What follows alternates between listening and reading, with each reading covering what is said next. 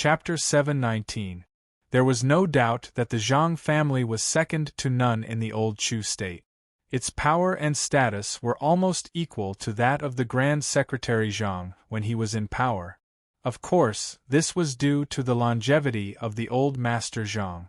However, only the members of the Zhang family knew that the old master was a difficult master to serve because of his many eccentricities. Not only did he talk to the sky, but he also had a hobby of digging wells. After moving back to the old capital from the south, the first thing he did was to dig several wells in his house. As the Zhang family expanded, more and more wells were dug in the courtyard. Walking through the cloister, around the screen wall, in front of the flowers and under the trees, there were dark wells everywhere. Naturally, it was not safe. Moreover, the old master, who liked to look at wells, was getting weaker and weaker. What if he slipped? Therefore, in the past 2 years, the Zhang family had sealed most of the wells with iron bars. It's all sealed. What's the point of looking at it? Get up. The old master Zhang waved his walking stick and shouted with a red face. Holding his arm, the granddaughter looked at her grandfather's gray hair and felt sad. She winked at her father. The head of the Zhang family sighed helplessly. He waved his hand to ask the steward to open the iron bars of the wells. Then he stepped forward and held his father's other arm. Surrounded by dozens of respected masters, madams, young masters, and young ladies of the Zhang family, the old master Zhang began to look at the wells. When he came to the well named Gushing Spring, he held the wall and looked at the bottom of the well in silence for a long time. His family members looked at him worriedly, afraid that something might happen.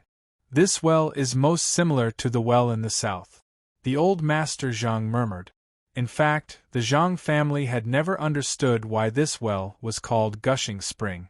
It should be noted that the water in the capital was not abundant. They had to dig very deep to find water. How could there be a gushing spring? You don't know how talkative that guy was, more talkative than me. He kept spitting water. Tut tut. A smile appeared on the wrinkled face of the old master Zhang as he thought of some interesting memories. Suddenly, the smile disappeared from his face.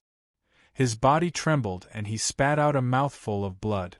The blood fell on the wall of the well and slowly dripped down. Cries of alarm rang out in the courtyard. Everyone rushed forward, wanting to help him leave. But the Grandmaster Zhang's hands were as hard as iron. He grabbed the edge of the well and stared at the gloomy bottom of the well, his pale face full of sadness and anger, yelling, "Your Majesty, kill her!" Hearing this, everyone's expression changed. Could it be that the old master had reached his final moments? Otherwise, why would he be so muddle-headed? Everyone knew that he was referring to the last emperor of the Chu kingdom. That emperor had perished together with the brutal Qin emperor many years ago. What did you call him for? Flutter, flutter. A blue bird ignored the hostility of those iron eagles, landed on the top of Yunxing Peak, and transformed into a human being. Qing looked at Jing Jiu and Ping Yongka, who were staring at each other speechlessly. She said uneasily, "Something must have happened, though I don't know how he found out." A blood-red sword light illuminated the thick clouds and fog. Zhao Leu had come from the Shenma Peak. It was obvious that she was worried about Jingjiu's situation. Ping Yongka was still shocked by Jingjiu's request, as he asked, "Master, what on earth do you want me to do?" Hearing this, Qing and Zhao Leu had vaguely guessed what Jingjiu was going to do. Qing guessed it because she and Ping Yongka were the same kind, and Zhao Leu guessed it because she knew too many of Jingjiu's secrets. It was evident that Jingjiu's request to Ping Yongka was the same as Lu Si's request to Jingjiu during the Battle of the West Ocean. Now that the scabbard of the inherited Heaven Sword had been destroyed, only Ping Yongka could command the swords of Aoyama. If Jingjiu wanted to use the sword formation of Aoyama to kill Baizhenren, he had to have Ping Yongka in his hands. The problem was that if he did that, Ping Yongka's life would be in Jingjiu's hands, and Ping Yongka would no longer be able to go against his will. Clouds and mist lingered around the mountain peak, naturally bringing along sword intent. It gave off an awe-inspiring feeling, making people feel somewhat uncomfortable. Zhao Lei glanced at Jingjiu and said to Ping Yongka, "The sect master wants to borrow a sword." "Borrow a sword? I don't have a sword," Ping Yongka said in confusion. Suddenly, he understood everything. He was like the fire carp, but he was naive, not really stupid. So many things had happened in the past were still vivid in his mind, but he had never thought about it until Zhao Lei asked him to borrow a sword. It was true that he didn't have a sword. He had learned the shapeless sword body after sleeping on the sword peak for a few years. When he was in Zhaoga City, the rain of swords didn't hurt him at all. For instance, Jingjiu had asked him if he knew why Jingjiu wanted him to be the peak master of the sword peak. "So, I'm also a sword?" Ping Yongka said this while pointing at himself. He felt quite happy after the initial shock and uneasiness had disappeared. If he had known that he was a sword instead of a human being when he first entered Aoyama, he would have cried every night and felt so much pain that he didn't want to live. He might have even reported it to his masters and asked if he would be locked up in the sword jail to be with those demons and devils. But now his master was a sword, so what if he was a sword? His master wanted to borrow his sword. He had already sensed that the sheath of the inherited heaven sword had been destroyed, and he knew that it was something his master was afraid of the most. That was why his master said it so solemnly. The expression in Ping Yongka's eyes grew determined. He forced out all the sword wills in his body, just like what he had done in Zhaoga City, and then reached out his hand to Jingjiu. The formidable sword wills left his clothes and body and turned into sword lights, illuminating the gloomy cliff. Seeing this, the expression in Qing Er's eyes was a bit different, and Zhao Lei admired him a bit. She would agree to Jingjiu's request if she were Jingjiu, but it was different. Looking at the sword lights coming out from Ping Yongka's body, Jingjiu suddenly laughed out. It was a rare thing for him to do. Zhao Lei suddenly felt uneasy. Jingjiu said, "I don't want to borrow your sword. I just want to ask you a favor." Ping Yongka asked in surprise. "What is it?" "Don't kill me," said Jingjiu while looking at Jingjiu. It grew quieter on the peak of the mountain, even a bit deathly still. The dreadful cries of the iron eagles could be heard outside the clouds and fog. Jingjiu continued, "Even if I want to kill you, don't kill me." Ping Yongka opened his mouth wide, not knowing what his master was talking about. "If I become someone like my big brother in the future and want to destroy this world, or destroy your lover, whom you value more than the world, don't kill me." Jingjiu said in the end, "All in all, no matter what happens, you can't kill me, and you can't restrict my freedom." Qing Er and Zhao Lei understood what he meant, their expressions changing slightly. Ping Yongka had finally understood what Jingjiu meant. With an incredulous expression on his face, he waved his hands like a crazy person, yelling, "How can I do this? It's a rebellion. One can't lift himself up," said Jingjiu. Zhao Lei suddenly interrupted him, saying, "You can." Jingjiu shot a glance at her and said, "That's flying, it's two different things." Then he continued, "I can be a sword, but I can't be the one wielding the sword at the same time." It was true that he could be a sword. A most powerful sword since the beginning of heaven and earth. That sword had killed the great grandmaster of the foggy island, Nan Chu, in the sky over the West Ocean, split the scorching sun gorge and destroyed the mountain gate of the mysterious dark sect, illuminated the muddy river one night, and killed countless demons. Who was qualified to use this sword? Lu Xi was dead, and so was Tai Pingzhenren. The queen of the Snowy Kingdom had learned the inherited heaven sword style, but Jingjiu had predicted that she would be sent to the outside world. More importantly, the inherited heaven sword was destroyed. Nobody in this world could use this sword anymore. As such, Jingjiu came to the sword peak and stood in front of Ping Yongka. "No," said Zhao Lei. "Since you have guessed his origin, you should know that he should be able to do it." Jingjiu went on, Everybody thinks that I have destroyed the sword formation of Aoyama, but in fact the sword formation of Aoyama can be rebuilt as long as he is here. Zhao Lei demanded while staring into his eyes. If so, why don't you join hands with him to rebuild the sword formation of Aoyama and then go to kill Bai Zhenren? Jingjiu said, it's too slow to rebuild the sword formation of Aoyama, and so is the sword formation itself. If it was too slow, it would be too late, just like what he had said before. Zhao Lei called out the thoughtless sword and said, you can use it to build another sword formation of slaying fairies with the lone sword and the sword of the universe. The thoughtless sword was the fastest among the swords in Aoyama, and even among the swords in the world. You know that this sword isn't as fast as me, said Jingjiu calmly. Looking at the sky beyond the clouds, Zhao Lei showed a stubborn expression on her face, her short hair ruffled by the mountain wind. I still don't agree. He can be trusted. No. I don't even trust myself on this matter, not even Lu Shui, not even anybody. Zhao Lei pulled back her gaze and said to Jingjiu seriously, your life must be in your own hands. You shouldn't be such a person, said Qing'er, who had been silent all this while. What kind of person should I be? Asked Jingjiu.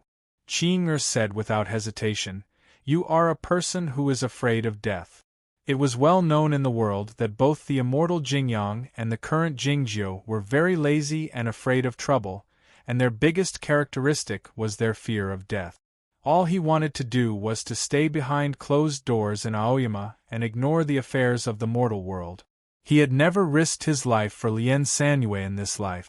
Even though the cultivation circle had experienced an unprecedented event in 1,000 years yesterday, the return of Tai Pingzhenren and the arrival of the fairy lady from the sky, he still didn't want to step into a dangerous place. Back when Lu Xi wanted to use his sword, he had never agreed to it. It wasn't until he was severely wounded by Nanchu in the temple that he finally agreed to Lu Xi's request. In order to eliminate the hidden danger, he had destroyed the inherited Heaven Sword at all costs. As a result, he voluntarily handed over the control of his own life to Ping Yongka. Was it because Bai Zhenren wanted to destroy the world? Zhao Lei couldn't figure it out, and neither could Qing'er. Jingjiu said, I'll tell Bai Yuan the reason when I see her.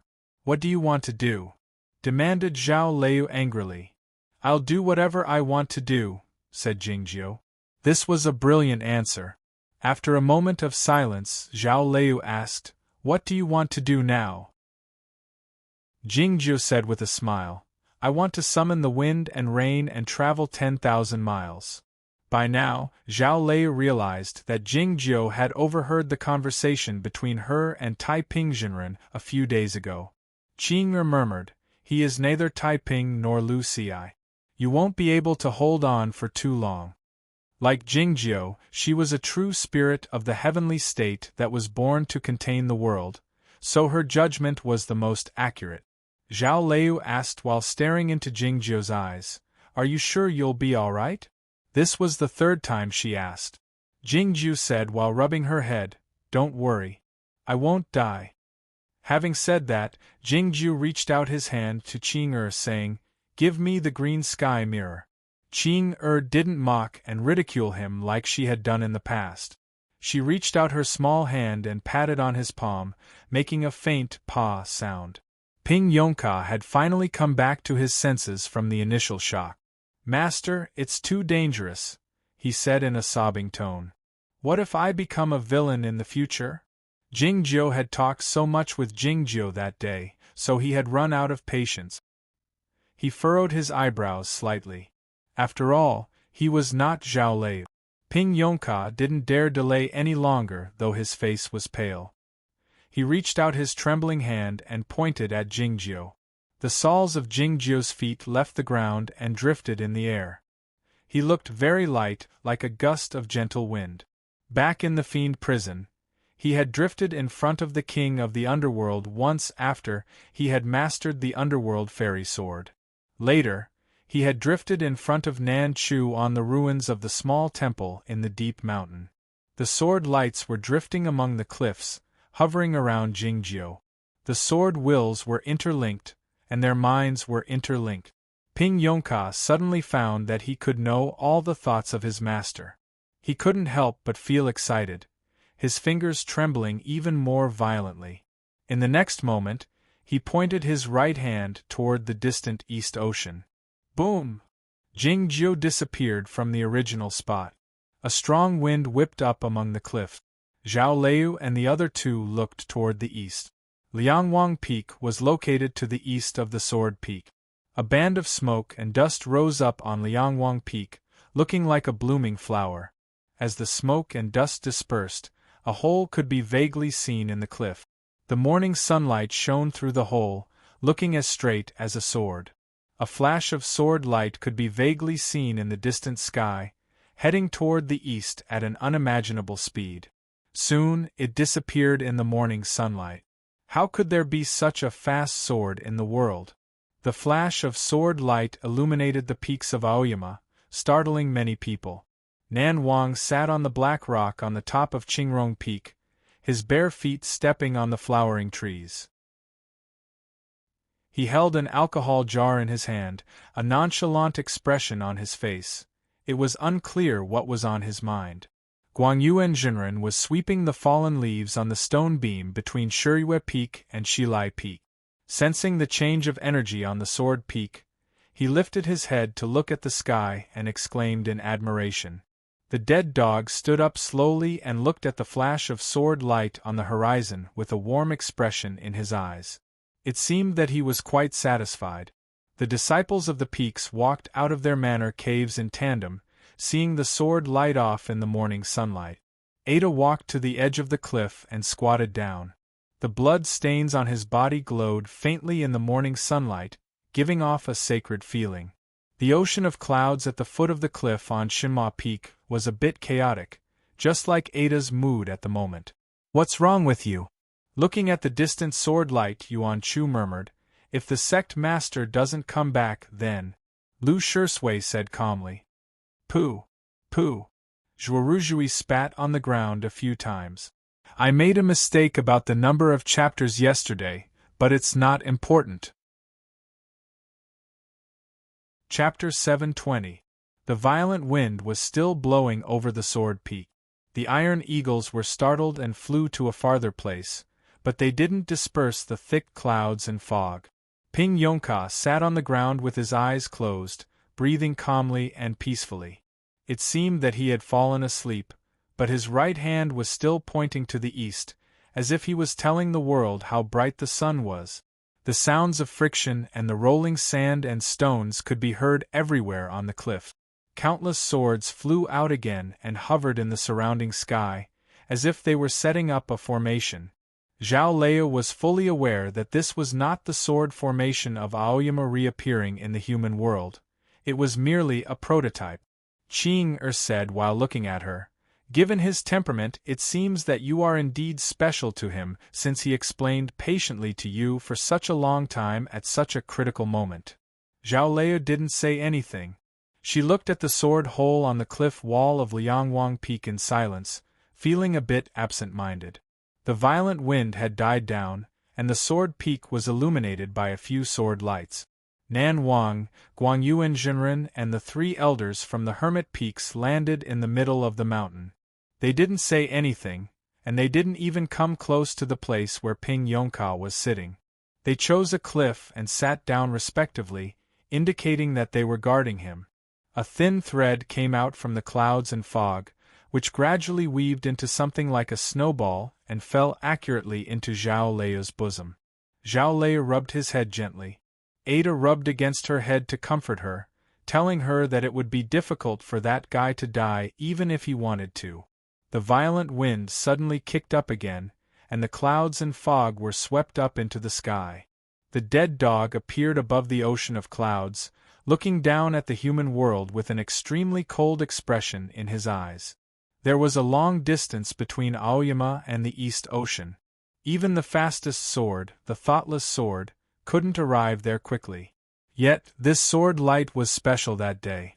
Soon after the cliff wall of Liangwang Peak was pierced through, The sword light illuminated the cliff wall by the east ocean and the gloomy heavenly well. The sword light landed among the frosty grass, and Jingju's cloth was ruffling slightly. Apiao was very surprised. She thought to herself, "Sir, you told me to come here, why did you chase after me? Could it be that you have something else to tell me?" "Where is Chao Yuan?" Jingju asked with furrowed eyebrows. Since he had made such an important decision and paid such a huge price, he wanted to take full control of the situation. He did not like this kind of accident to happen. "The Sword Saint has entered the underworld," Tong Yen said. Jingju looked at him and asked, "You didn't succeed?" Tong Yen said, "The underworld master's cultivation state is too high." Jingju didn't have time to listen to his explanation. He reached out his hand and said, "Give me the clock." The Sina Cloud Bell was the magic treasure carried by the immortal Tan. The reason it appeared in Tong Yan's hands was because Jingju and the immortal Tan had reached an agreement. Tong Yan was silent for a while, then she took out the scenic cloud bell and put it in his hand. Looking at this scene, Apiao felt that it was a little inauspicious, but she didn't dare to say anything. Looking at the small green curtain sedan, Jingju said, "Young sister, please guard this place for a while." It was unclear when he started treating the people of Shuiyu Nunnery very politely. The nonchalant voice of Master Shuiyu Nunnery came out from the small green curtain sedan. "You go ahead." Whoosh! Jingju disappeared from the original spot. The sword light went to the East Ocean. The frosty grass snapped again as the ocean wind blew over. The small green curtain sedan drifted up and hovered over the heavenly well. Countless tiny peach blossoms bloomed on the green curtain, exuding a fresh and clean energy, sealing off the passage like the silk threads. Countless huge waves appeared in the deep part of the ocean, as if they had turned into a river, rushing toward a certain place. The endless seawater was flowing toward the huge whirlpool. Along with the deafening sound, the blue and transparent water wall kept collapsing, falling into the endless abyss. The blue seawater was illuminated by a bright sword light. The giant rubbed his eyes subconsciously. When he saw Jingju looming in the waves, he couldn't help but open his mouth wide, an incredulous expression on his simple and honest face. He wondered how Jingju could come here so fast, and more importantly, how did he come here? He hadn't seen Jingju for hundreds of years, but he would never forget what kind of person his friend was. Looking at the countless drops of blood in the sky, Jingju couldn't help but raise his eyebrows slightly as he sensed the ferocious energy in them. The number of times he raised his eyebrows this morning was more than the number of times he had raised his eyebrows in his entire life. The heavenly slaying formation was indeed extremely powerful and dreadful, especially after sacrificing the blood of the fire carp. It had the power to destroy heaven and earth. But it still couldn't stop the all-in-one sword. The sword light illuminated the surface of the ocean. Together with the last ray of morning sunlight, it passed through countless sprays and tore apart the heavenly slaying formation as if it were a piece of paper, arriving at the center of the huge whirlpool. Standing amid the watery mist in the sky, Jingju took a look at the seawater pouring down to the underworld.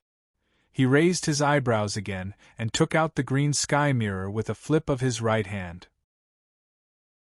The rising sun was even brighter than before. The sunlight reflected off the green sky mirror and formed a bright beam of light. There were many complicated patterns around the beam of light. If one looked closely, they would find that the so-called patterns were actually made up of tiny amulets and script. If Zen Master were here, he would find that Jingju employed the method of Zen mirror that he was most proficient in, and it also contained the energy of the method of splitting mirrors of the mirror sect, which was in a more advanced state. The beam of light emitted by the green sky mirror shone into the deep end of the heavenly slaying formation along with the flowing amulets and script. The drops of blood containing the bloody energy of the demons melted abruptly when they encountered the beam of light. In the deep end of the heavenly slaying formation, a gloomy flame drifted erratically. It was suddenly shone on by the beam of light, unable to move. A moment later, the gloomy flame returned along the beam of light, and Jingjiu drew it back into the green sky mirror. The world in the green sky mirror was the same as usual. Not a single heavenly fire appeared. The streets were crowded with tourists, and the sounds of sticks were as loud as thunder in the yamen. The robbers were looking at the distant mountains with the traces of tears on their faces. There was an uproar in the Zhang manor, followed by a loud cry. A few madams peeked in the direction of the gushing spring well while crying, wondering if the grandmaster of the Zhang clan was going to die if he spat out blood. How could the water in the well be used now that there was blood in it? The grandmaster of the Zhang clan's energy was very weak, but his hands were still clinging to the edge of the well, unwilling to be helped away. He stared into the well. The blood he spat out flowed down along the wall of the well. Soon, it couldn't be seen anymore, but he was aware that the blood had already melted into the water of the well. The blood drifted away in the clear water of the well, and then condensed into a lump. Then, some protrusions appeared on the surface of the blood. One of the protrusions quivered slightly, and some fine lines appeared on the surface of the protrusions, which looked like the fins of a fish. As time went by, the shape of the blood became clearer, and it turned into a red carp. The grandmaster of the Zhang clan's feeble body had somehow obtained a powerful strength. He straightened his body abruptly and yelled sternly, "Scoop this fish up!" The red carp was scooped up, and then placed into a golden basin gingerly. The grandmaster of the Zhang clan entered the ancestral hall with the golden basin in his hands, and closed the door behind him, forbidding anyone from peeping inside, including his favorite granddaughter. The periphery of the ancestral hall was crowded. The descendants of the Zhang clan looked at the tightly shut wooden door of the ancestral hall with a grave expression, wondering what had happened. The few madams who were worried that the water in the well could not be used gathered in a corner and talked in a low voice. They could vaguely hear the words, evil and ominous, in their words. The grandmaster of the Zhang clan was exhausted after all this. Sitting on the ground in front of the incense burner table, he looked at the red carp in the golden basin with a nervous expression on his face. The red carp was listless, its body swaying from side to side from time to time, and its mouth was foaming, as if it would die at any moment. "Old buddy, is that you?" the grandmaster of the Zhang clan asked in a trembling voice. "Who else could it be if not me?" The red carp said weakly. "Are you going to wash your hands with my bathwater? Why are you so frugal?" The grandmaster of the Zhang clan asked blankly, "What do you mean?" The red carp's voice was full of annoyance and helplessness. Even if it were a real treasure basin, it would still be too small, let alone a golden basin. Its feeble tail suddenly touched the wall of the basin, and the fish's lips suddenly became round, squeezing out a scream. "Motherf asterisk cur, it hurts. Get me a bigger place, quick!" The grandmaster of the Zhang clan hurriedly stood up and pushed open the door of the ancestral hall, yelling loudly, "Get the big tub I use for bathing here, and you, dig a pond in the yard." The people had all heard the cries of pain from the carp, and their faces turned pale with fear. Hearing the grandmaster's order, they didn't dare to stay any longer, and took the opportunity to run out. The door of the ancestral hall was open. The golden basin was on the ground, and the incense burner table was on the top. "Aya!" The giant's voice came from outside the heavenly slaying formation, sounding like muffled thunder. Jingju knew that the giant was reminding him that the heavenly slaying formation covered a large area, and it would take too long to melt it down with the Buddhist light. So he decided to use the sword light. The ocean waves suddenly calmed down, and an extremely bright sword light traveled through the ocean at an unimaginable speed, drawing innumerable lines in the sky. Innumerable tiny holes appeared on the blue wall of water, like a beach after a rainstorm. The innumerable beads of blood densely covering the sky shattered one after another, blossoming into flowers and then being purified by the sword light. Even the grandest thing was composed of innumerable details, and that sword light was the best at cutting off the connections between all the details in the world. The sword light traveled through the sky and the ocean, and it was impossible to see it clearly with the naked eye. The terrifying heavenly slaying formation, powerful enough to destroy heaven and earth, gradually stopped operating at a speed visible to the naked eye, and then gradually dissipated from the edges. In fact, it didn't take long, but it felt like a very long time for the unimaginably fast sword light. When the speed reached a certain level, the rules of heaven and earth would undergo some miraculous changes. In Jingjiu's eyes, the morning sunlight over the ocean seemed to have become fragmented, as if it had a length and a peculiar beauty.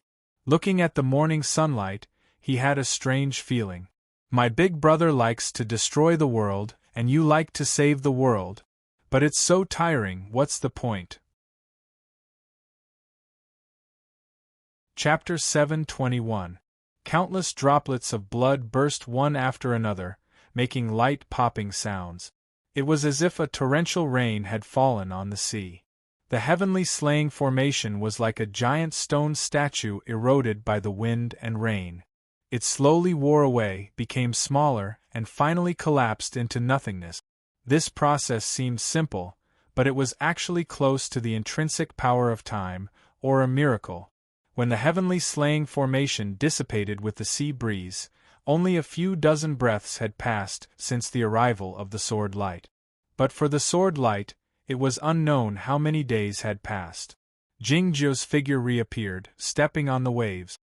His white robe fluttered lightly, but he did not look like an immortal like before. That was because his white robe was full of holes, and his sleeves were torn into shreds. He looked like a beggar and was in a very sorry state. He was also in a bad state, his face pale and full of exhaustion. A huge wave rose on the sea, and the giant came to the edge of the waterfall in one step.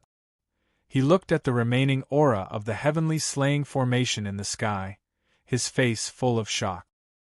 He put the giant tree under his armpit and applauded to Jingjiu to express his praise. Fierce winds whistled out from the giant palm, bringing up several huge waves. Jingjiu waved his hand. The giant came to his senses and pointed at his head, looking at him with a questioning gaze. He was asking if Jingjiu was out of his mind. Otherwise, why would he do these things that he would never do in the past? Jingjiu naturally would not explain things like the morning light and the great path. He waved his hand again and prepared to leave. The giant was even more confused. He pointed at the huge whirlpool, indicating that the sea was still falling into the underworld. What were you going to do? The huge whirlpool was pierced by Zhenren's immortal fist, forming a huge hole with a radius of over 10 miles. Endless seawater poured down. This was the power of nature. Jingjiu could break the heavenly slaying formation, but could he still mend this hole? He pointed at the giant and then at the huge hole at the bottom of the huge whirlpool. Then he raised his palm. What he meant was for the giant to use its huge body to block the hole. The giant shook his head. The layers of clouds in the sky were all shattered. If he went to block the hole, he would be washed into the underworld by the sea. At that time, the citizens of the underworld would be crushed to death by the earthquake he caused. You stay here, I'll be right back. After saying this, Jingjiu turned into a sword light and rushed into the sea, instantly disappearing without a trace. The giant opened his mouth and couldn't say anything for a long time. He thought to himself, the sky of the underworld has been broken, but you're not in a hurry to mend it. What are you doing? The netherworld had always only had two colors, black and white. Darkness and gray were both intersecting black and white. The fire of the netherworld river was only bright. Today there was an additional color in the netherworld, and that was dark blue. Twice, endless seawater fell from the sky. This strange color did not bring the beauty of the new world, but the shadow of death. The seawater fell from the sky, passing through an incomparably distant space. When it reached the ground of the underworld, it had already become something harder than stone. Whether it was the cliffs, the colorless trees, the strange beasts with poor eyesight, or the people of the underworld, they would all turn into powder under the impact of the seawater. The mountains and fields on both sides of the Netherworld River were filled with horrified screams and wails, but compared to the rumbling sounds of the seawater hitting the ground, the screams were very weak. For the creatures of the underworld, the endless seawater falling from the sky was like hundreds of merciless dark blue dragons, devouring everything here. An extremely bright light suddenly appeared in the dark sky, illuminating the abyss and the dome that appeared irregularly in the abyss like a floating island. The people of the underworld, who had heard the rumors in the human world, looked at the light and subconsciously thought of a somewhat strange but beautiful word: star. In fact, it was a sword light. The extremely bright sword light traveled through the sky of the underworld at an unimaginable speed. In a very short time, it appeared in every place within a radius of more than 100 miles, cutting off all the thick water pillars formed by the seawater, as if it were cutting off the heads of hundreds of dark blue dragons at the same time. The water pillars were cut off and scattered in all directions. Even though they continued to fall to the ground, their power was greatly reduced. The sword light suddenly stopped in the sky of the underworld, and countless bright threads condensed into a human figure. Dozens of sword wills drifted out from the rims of the cloth, tearing a few more holes in it. Jingju didn't pay any attention to this, as he looked down at the black and white landscape below. A great deal of seawater had already flowed into the underworld river, generating a great deal of green smoke, casting an eerie and dreadful atmosphere on the black and white landscape. The soldiers of the underworld all over the mountains and fields were like the trees blown down by the strong wind, falling down on the muddy cliff. Some of them were no longer breathing, and some were convulsing painfully while clutching their throat. Jingzhou had a complicated and close relationship with the underworld, like Apiao, Tong Yen, the mosquito, and the underworld master. More importantly, the king of the underworld was his friend. This was the first time he had come to the underworld. He was going to save this world. The swordsmen and priests of the underworld were not affected by the green smoke, and they were still alive. They set up a formation by the banks of the underworld river, encircling a large mountain. That large Buddha was right in the middle of this mountain. The formidable and profound broadsword wills broke through the air, and even the wild grass 100 miles away fell to the ground. Countless soul fires were burning fiercely, forming a huge screen to block the broadsword wills. The underworld master and the grand priest stood at the two ends of the huge screen, and they couldn't hold on for much longer.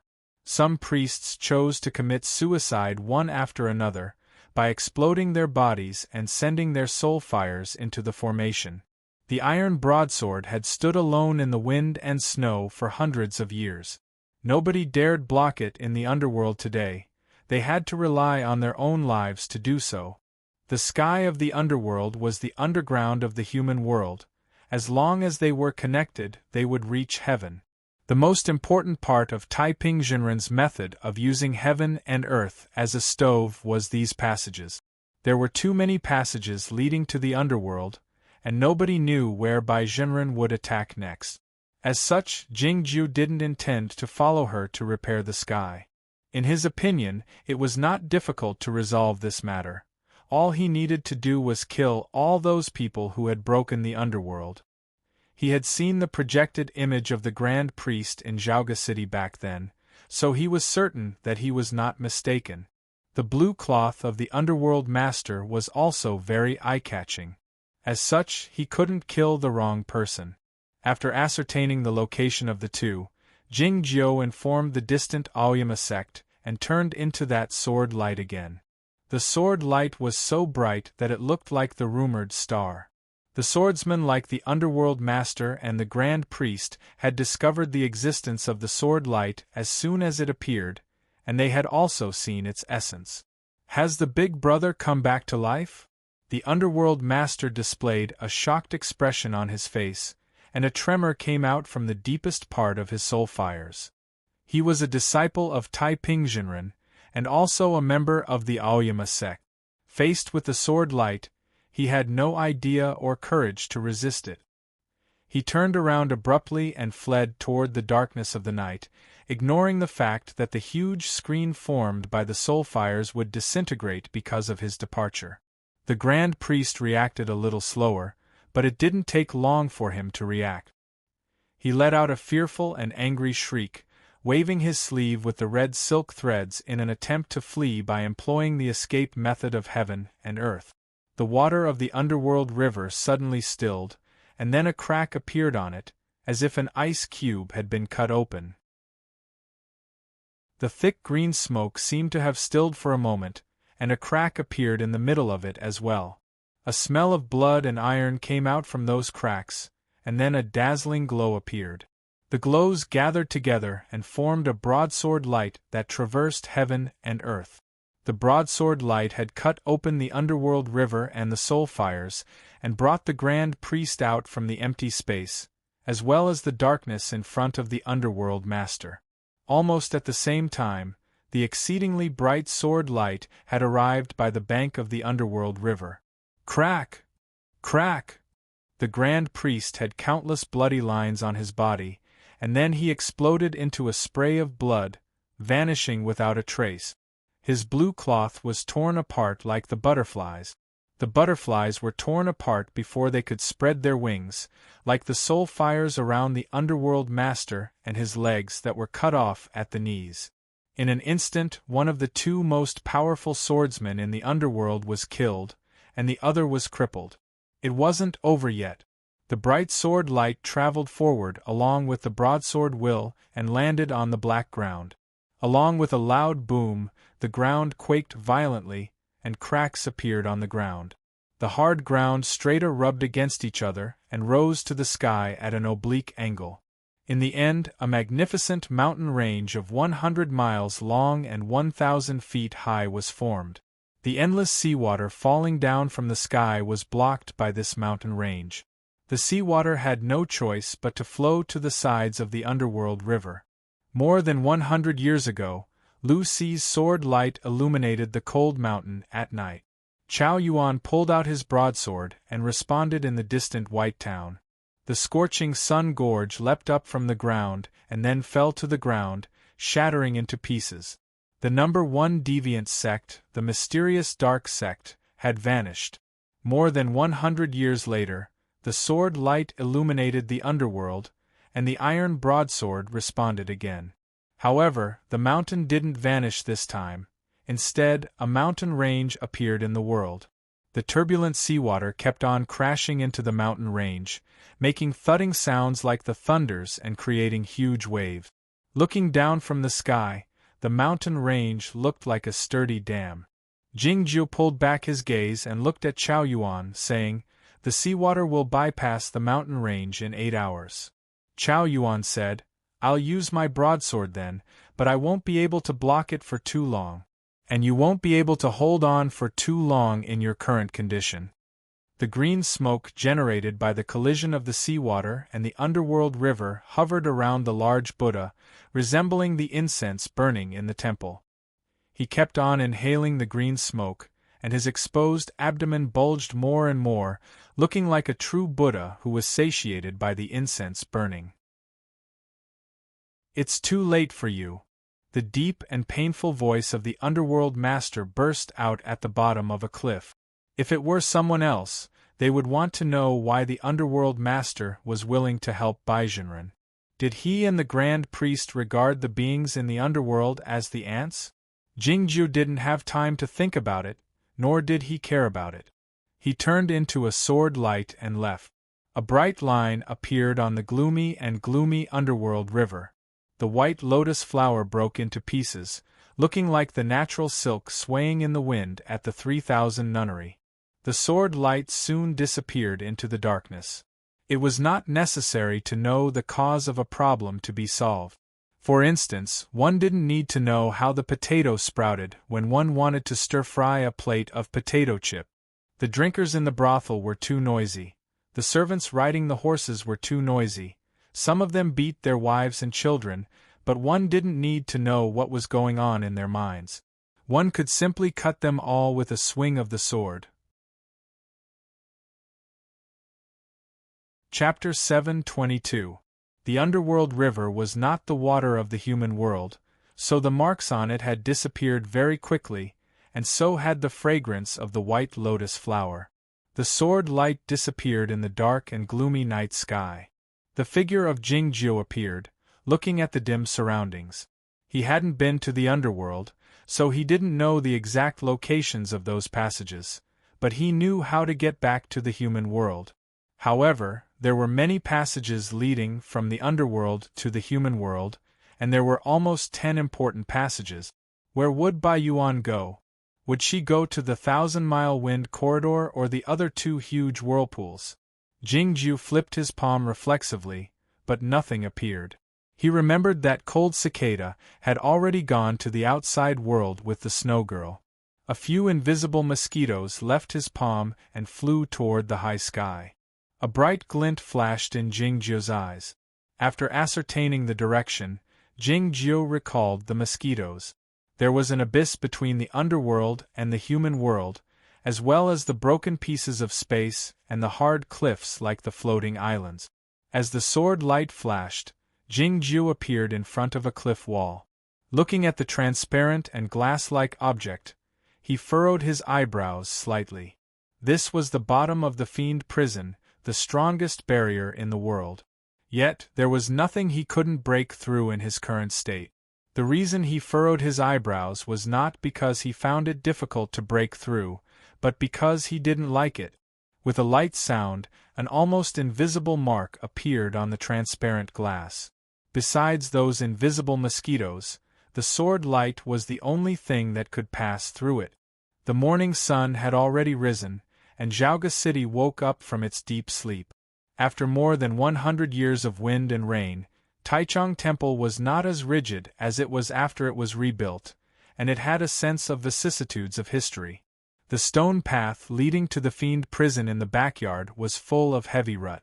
The purple wildflowers in the garden were growing very well, but for some reason, they had never been picked. As the gentle wind blew over, a sword light illuminated the dark eaves of Taichung Temple, as if the dead old dragon was about to wake up. Standing among the patch of purple wildflowers, Jingjiu recalled the time when he was in the fiend prison and that friend of his. Along with the gentle wind, the sword light traveled in Zhaoga City. It was so dark that it was impossible to see it.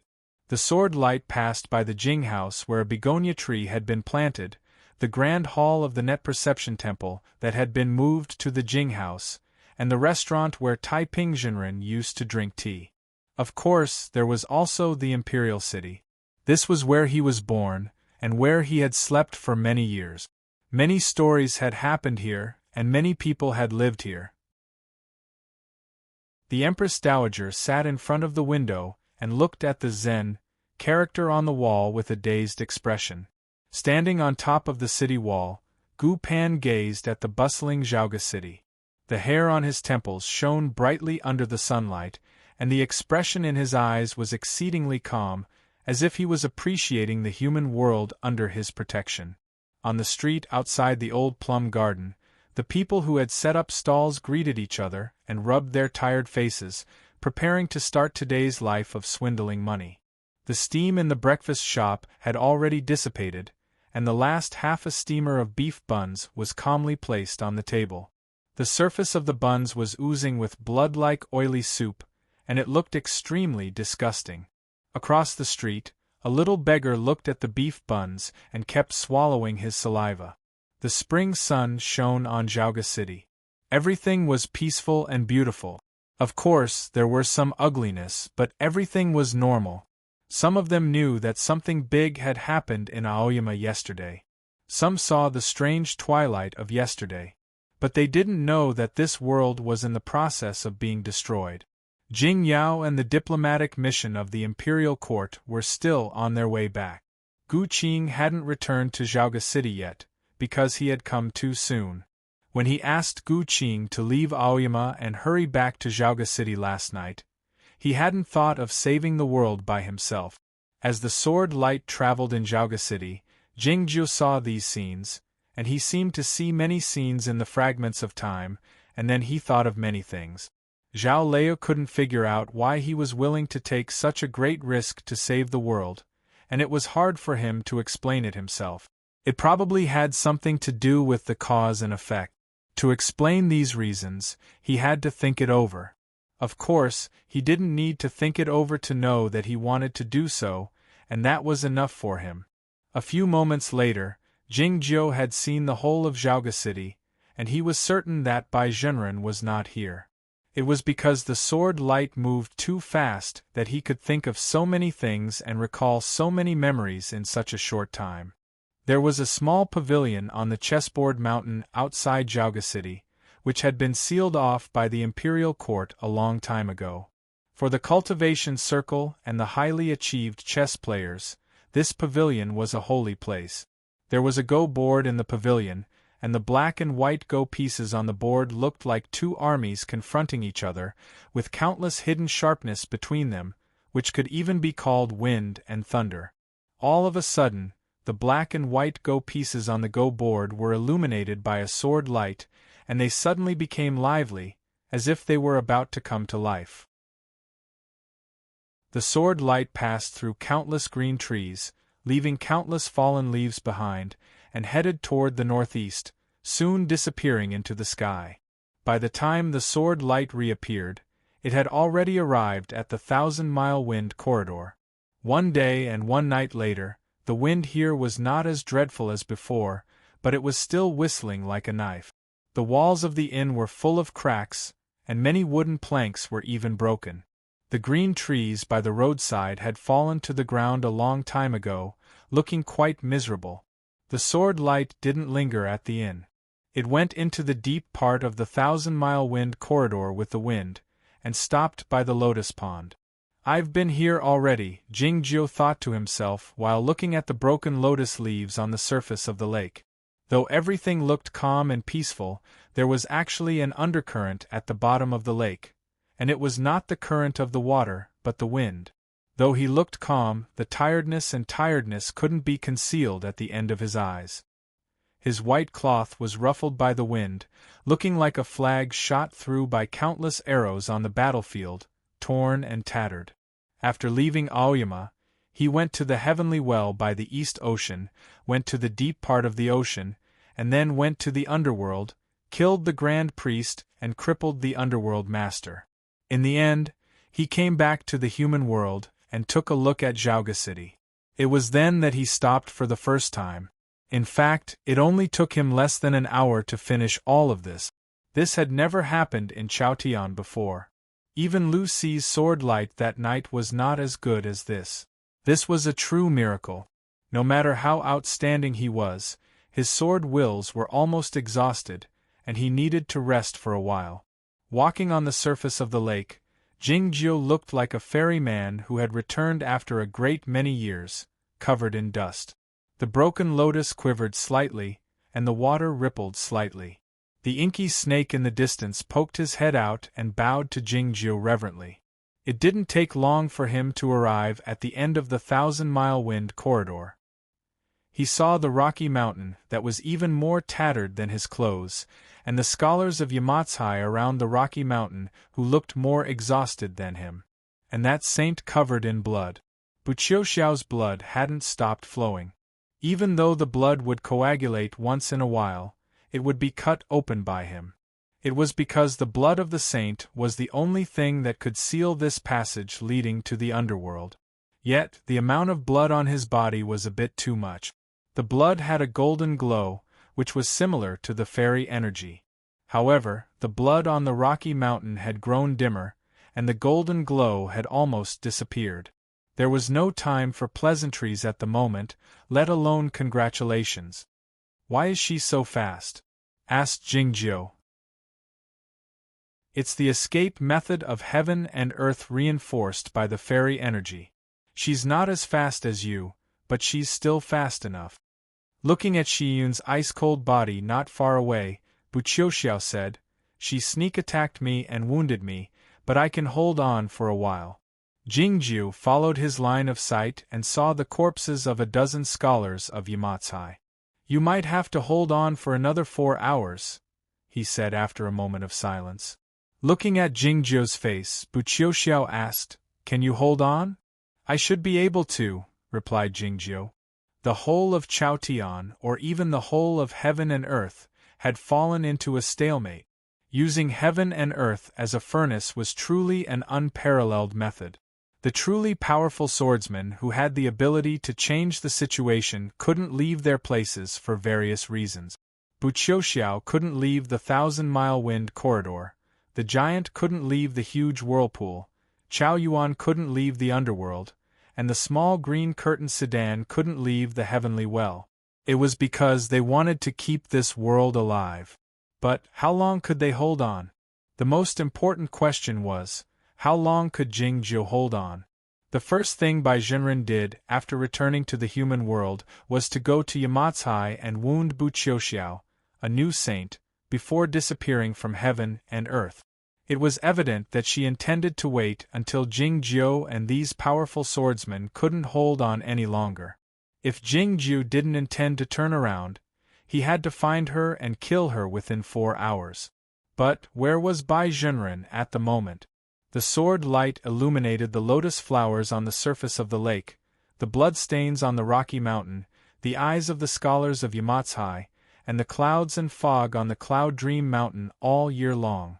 The cloud boat of the Zhongzhou school was still on its way. Because of Tong Yen, Jingjiu and Lu Xi had entered the great formation of Cloud Dream once. Even without these prerequisites, what formation in the world could block this sword light? The heavenly slaying formation couldn't do it, and the great formation of Cloud Dream couldn't either. The clouds and fog sank slightly, and then a tiny hole appeared. In the next moment, a tree by a high platform in a valley was broken, and so was the stream. A crack appeared on the ground, extending to the deep end of the valley. It was unclear where the crack led to. This was the deepest part of the underground, and also the deepest part of the great formation of Cloud Dream. It had the darkest night and the most beautiful starry sky, as if it could lead to the fairy world from the human world. There was a huge figure in the faint fog, exuding an unimaginable energy. Jing Yang, you are too arrogant. The angry roar tore apart all the fog. The unicorn had finally revealed his true form. It was hard to describe in words. If the dead dog was like a black rocky mountain, the unicorn was like the black mountain, covered with colorful banners and inlaid with all kinds of gems. The banners were bright and full of the aura of gems. They were awe-inspiring at first sight, but they also made the onlookers feel disgusted and ugly. Regardless of whether he was beautiful or ugly, he was nevertheless the oldest being in Chaotian and a divine animal of the highest state, possessing the power to turn heaven and earth upside down. Apart from the Queen of the Snowy Kingdom, nobody in the world could be his equal. The reason the dead dog could intimidate him was because the dead dog fought with all his might. Yet, Jingjiu didn't show any alarm in his eyes. "Where is Bai Yuan?" he asked calmly. The unicorn snapped angrily. "How would I know?" Jingjiu pressed. "If she knew I wanted to kill you, would she show up?" The unicorn laughed out loud, as if he had heard the most ridiculous thing in the world. "Even though you are the all-in-one, do you think you can kill me easily? Don't forget that I'm a true divine animal. You haven't seen my true cultivation state and prowess. Do you think you are so great just because you are fast?" Ha ha ha ha. The unicorn's laughter suddenly stopped, and an incredulous and angry expression appeared in his eyes. It was unclear when Jingjiu opened his right hand, an ancient bell in his palm. It was the scenic cloud bell. Chapter 723. Countless cracks had appeared on the ground beneath Jingjiu. If it weren't for the fact that this was the core of the Cloudy Dream Grand Formation and the ground was as hard as a magic treasure, Jingjiu would have been pressed into the ground. Being as heavy as a mountain was one of the most important characteristics of the scenic cloud clock. The Qilin looked at the scenic cloud bell in his hand, and the disbelief and anger in its eyes gradually turned into fear and fear. Even its breathing became a lot more rapid, and its front hooves kept tapping the ground lightly, and its waist slightly bent. It was not thinking of escaping, but preparing to kneel down. The scenic cloud bell was the most precious treasure of Zhongzhou School. It had unimaginable power, but it couldn't be used in the air like a magic weapon. However, if it rang in the ears of a cultivator, no matter if it was a supreme being or a so-called banished immortal, their spirit would collapse, and they would be in excruciating pain. Back in the Battle of Zhaoga City, even someone as powerful as Lien Sanyue was wary of the scenic cloud bell in the hands of the immortal Tan. It was the day before that the underworld master, the #1 swordsman in the underworld, was almost killed by Tong Yan's sneak attack with the scenic cloud bell. Right now, no one in the world could match Jing Jiu's speed. If he were to chase after his opponent with the scenic cloud bell, it would indeed be an undefeatable killing move. The problem was that Qilin was a real ancient divine beast, possessing unimaginable natural pressure and realm strength. Just as he had said, no one knew how many tricks he had hidden. Logically speaking, even if he was afraid of the scenic cloud bell in Jingzhou's hands, he shouldn't be so afraid. He was simply inferior to Ada. Why was that? Legend has it that the scenic cloud bell is your natural divine artifact, and it has been tied to your neck since ancient times. Jingzhou looked at the Qilin and said, "And I don't believe in any myths or legends." He was a legend in Chaotian himself, so he knew that the legends were often far from the truth, but they had some inexplicable connections. For example, it was said in the cultivation world that Emperor Shao was hiding in a turtle shell, which was obviously influenced by the round turtle. In fact, it was just one of the strongest treasures in the world. Sometimes it was a turtle shell, sometimes it was a clam. If Emperor Shao wanted to, he could even turn it into a palace. Sometimes this connection was even more interesting. Legends and the truth could be completely opposite. If the scenic cloud bell was not a natural divine object of the Qilin, why would it be tied to its neck? And why would it become a magic weapon that only the head of Zhongzhou School could possess? He only needed to make a simple deduction to get an answer that was close to the truth. In fact, he and Tai Pingzhenren already had this answer hundreds of years ago, but it was only today that he received confirmation from the Qilin's reaction. The scenic cloud bell was not a natural divine item of the Qilin, but a divine item that was born to restrain it. It might have been born naturally, or it might have been made by a powerful person in ancient times, or it might have been made by the founder of Zhongzhou School. The reason why the Aoyama sect had the sky-bearing scabbard to counter the all-in-one sword was the same. Hearing Jingzhou's words, Qilin knew that he knew the true use of the scenic cloud bell. Anger flashed in the depths of his eyes. He forcibly suppressed the trembling in his heart and said, "You used the treasure of Zhongzhou School to deal with me, a divine beast of Zhongzhou School. Don't you think it's too much?" Jingzhou said, "Very suitable." Qilin yelled desperately and angrily, "This has nothing to do with me." Jingzhou said, "I'm also wondering why Bai Yuan didn't take you with her when she did this." Qilin said, "I'm a highly achieved ferryman. It's not a big deal to kill a few people once in a while, but how could I do such a thing? Isn't I afraid that the heavenly Tao will punish me?" The change in the energy of heaven and earth couldn't escape the perception of a divine beast of ancient times. "Immortal, please calm down. That little girl Bai Yuan is obviously crazy. That's why she would do such a heinous thing." Qilin continued helplessly while looking at Jingzhou. "If so, why would she care about my life and death?" Jingzhou said, "In that case, she wouldn't show herself even if she knew I wanted to kill you." "That's right," Qilin said earnestly. "If I can't kill her in 2 hours, I'll come back and kill you." Having said that, Jingzhou put away the scenic cloud bell and turned to leave Cloud Dream Mountain. The bright sword light broke through the endless clouds and fog and returned to the fields and mountains and rivers in Chaotian, traveling at an unimaginably high speed. The sword light had seen the whole human world, and it was also seen by the whole human world. The mortals in the towns and villages thought they had seen an ominous shooting star in the daytime, feeling unlucky and spitting at it incessantly. The people of various cultivation sects didn't think so. Looking at the fleeting sword light in the sky, they felt awed and yearned to see it. On a huge cloud boat, the immortal Tan put away the bloody handkerchief. Looking at the sword light in heaven and earth, the wrinkles on his broad forehead grew deeper as he sighed. The people in Aoyama had also seen the sword light, but their emotions and reactions varied.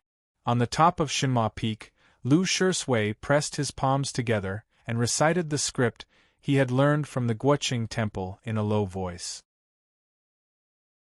Yuan Chu was calculating the speed of the sword light and the number of passages leading to the underworld with a pen and paper in his hands, in an attempt to figure out how long it would take the immortal sect master to find Baizhenren. Lying on the bamboo chair, Zhuoruzhui held his head with both hands, pondering something. As the sword light traveled in the human world, Ping Yongka was reciting the sword instructions on the sword peak. His face was pale, and his sword wills had been greatly consumed. His finger pointing at the sky trembled incessantly. Rather than saying that he was controlling the sword, the current situation was more like the sword light was guiding his will. Zhao Lei didn't look at the sword light in the sky. She had been staring at Ping Yongka's face the entire time. Guanyu and Zhenren thought that she was worried that Ping Yongka wouldn't be able to hold on and that the immortal sect master wouldn't be able to transform into a sword to travel. Nan Wang thought that she was thinking of a way to replace Ping Yongka with the acquired shapeless sword body. Qing was the only one who knew that she had another idea in addition to all these. Do you intend to find out his weakness so that you can kill him at any time in the future? Qing flew to the back of Zhao Lei and asked gingerly through her spiritual awareness. After a moment of silence, Zhao Lei nodded imperceptibly. The sword light had gone to various places in the human world. It had gone to all the places where Baizhenren might be. Jingzhou had checked the passages leading to the underworld on the cold mountain, and he had even gone to the huge whirlpool and the underworld. In the end, he had stayed by the seashore of the East Ocean for a while. In the end, he didn't find anything and the time was up. As such, he returned to the Cloud Dream Mountain and entered the deep end of the great formation of Cloud Dream, arriving in front of the unicorn. I thought you would try to escape, said Jingzhou. Seeing his pale face and the dim but crazily glint in the deep end of his eyes, the unicorn knew that Jingzhou was about to strike with his sword. Can I be faster than you? He demanded angrily. You can hide like Bai Yuan, said Jingzhou. The unicorn said helplessly, Can you stop testing me? I really don't know where she is, and I don't know what method she has used to conceal her energy. Then I have no choice but to kill you, said Jingzhou. The unicorn showed a satisfied and cruel expression in his eyes as he said, But I have just thought of something. Jingzhou took out the scenic cloud bell, saying nothing. The unicorn said urgently, Have you forgotten about Longevity Mountain? Longevity Mountain was located in the southeast of Chaotian, a distance away from the Guoqing Temple and Shui Yu Nunnery. This mountain was a mausoleum of the previous dynasty, which had been occupied by the No Mercy sect many years ago and became the headquarters of their sect. Pei Baifa left the human world after the duel with the godly swordsman of West Ocean. The No Mercy sect had no one in the heavenly arrival state, so they were forced to seal off the mountain to protect themselves. Except for their registered disciple, Lu Shui, nobody else had shown up. The mausoleum of the previous dynasty had a formation that shielded the energy, and the No Mercy sect had activated the Great Formation to seal off the mountain, isolating it from heaven and earth. That was why nobody could sense the energy of Baizhenren. More importantly, there was a passage leading to the underworld under the mausoleum of the previous dynasty. The No Mercy sect had guarded this passage for generations, and many of their members had died there. The green cliff was illuminated by the sword lights, and then returned to normal. The mountain wind ruffled his white cloth, bringing up a few strands of it, which merged with the receding sword lights. Standing in the clouds and looking down at the rolling hills, Jingju raised his eyebrows slightly again, like a sword about to be drawn out of its sheath. The Aoyama sect and the No Mercy sect had been on good terms for generations. Jingju had traveled here many years ago, but he didn't like the energy here. It had nothing to do with the dark energy of the mausoleum or the dark wind from the underworld. The emperors and empresses of the previous dynasty were buried in this mausoleum, but Jingju was a descendant of the Jing royal family, so he had a bad feeling about it. The formation of the mausoleum of the previous dynasty was nothing to him, but the great formation of the No Mercy sect was indeed formidable. It was like a shapeless and indestructible cover covering an area of 100 square miles, blocking out all the sunlight and raindrop. Yet, Jingju was quite good at cutting it off. His gaze fell on Longevity Mountain. Soon, he had seen every cliff and even every ancient tree, and he found the only passage leading to this formation. The Aoyama sect and the No Mercy sect were allies who would go through life and death together. As the sect master of Aoyama, it was inappropriate for Jingju to break the formation. Yet, he didn't give it much thought, flying toward the formation. The bright sword light illuminated an ancient tree and broke through the bark of the tree, disappearing instantly. As it reappeared, it was already inside the great formation. The elders and disciples of the No Mercy sect were cultivating behind closed doors in their manor caves, so they didn't sense the arrival of the sword light. The formidable sword will merely disturbed countless fallen leaves. Isolated by the great formation of the No Mercy sect, the temperature here was different from that in Chaotian. It seemed to be autumn here. The yellow leaves were flying around like countless butterflies dancing in the air. The sword light broke through countless yellow leaves and arrived in front of the grand hall of the No Mercy sect. It broke through the thick stone door soundlessly, heading toward the deep end of Longevity Mountain. This grand hall was the front temple of the mausoleum of the previous dynasty. The inside of the mausoleum was the inside of it. Countless crisp and faint cracking sounds rang out. The sword light had broken through dozens of stone walls and 7 halls in a row, and had finally arrived at the deep end of the mausoleum. A famous tyrant of the previous dynasty was buried in this mausoleum. The structure of the mausoleum was unusual, and the mausoleum was very tall. The coffin made of white jade in the center of the mausoleum exuded a cold and gloomy aura. Bai Zhenren was hiding in that white jade coffin. There was a soft clank sound. The white jade coffin broke apart. The bright sword light drifted into it, but it stopped. This sword light had cut a gorge and created a mountain. Nobody in heaven or on earth could resist it, but it was blocked by something. This was the most unimaginable thing in the world. The sword light stopped. The broken pieces of the white jade coffin fell down like snowflakes. Jingju's figure appeared. Bai Zhenren looked at Jingju in silence, holding a muscle in his hand. Jingju's finger was clamped by the muscle. Chapter 724. You scoundrels!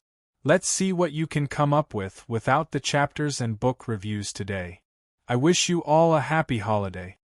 Many years ago, when Jingju came to Longevity Mountain for the first time, he didn't like the energy here.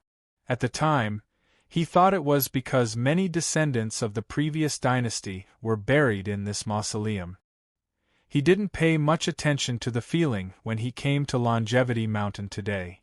It wasn't until now that his finger was clamped by the shell of the clam that he realized it was an ominous sign. The clam looked ordinary with a grayish hue and not smooth, and its surface didn't have any nice curved lines. Jingju of course knew the origin of this clam, and he had brought his disciples to Ozawa to look for it. This was the clam of Emperor Shao. Emperor Shao was the third hidden swordsman in Chaotian. He had been fanning the flames of the world with Taiping Zhenren, and had killed many innocent people. His cultivation state was lower than that of the great grandmaster of the mysterious dark sect, and he was far inferior to Nanchu. It was because of this clam that he had survived the threat of the sword formation of Aoyama until now. Of course, in the legends of the cultivation circle, this clam usually appeared in the form of a tortoise shell. Why did the clam of Emperor Shao appear in the hands of Bai Jinren? Jingjiu didn't have the time to ponder this question, because he had already stopped moving. The flow of time was no longer the same as before, and he was facing the most serious crisis since his rebirth. The clam might be able to block the attack of the sword formation of Aoyama, but it couldn't block the all-in-one sword. But it could at least hold on for a while. No matter how short the time was, it would be more than enough to delay the sword light for a split second. It was because it was Bai Jinren who was holding the clam. With a crisp cracking sound, a deep crack appeared on the clam, and some flying ash was shaken up. Before Jingjiu's finger left the clam, Bai Jinren's fist had arrived.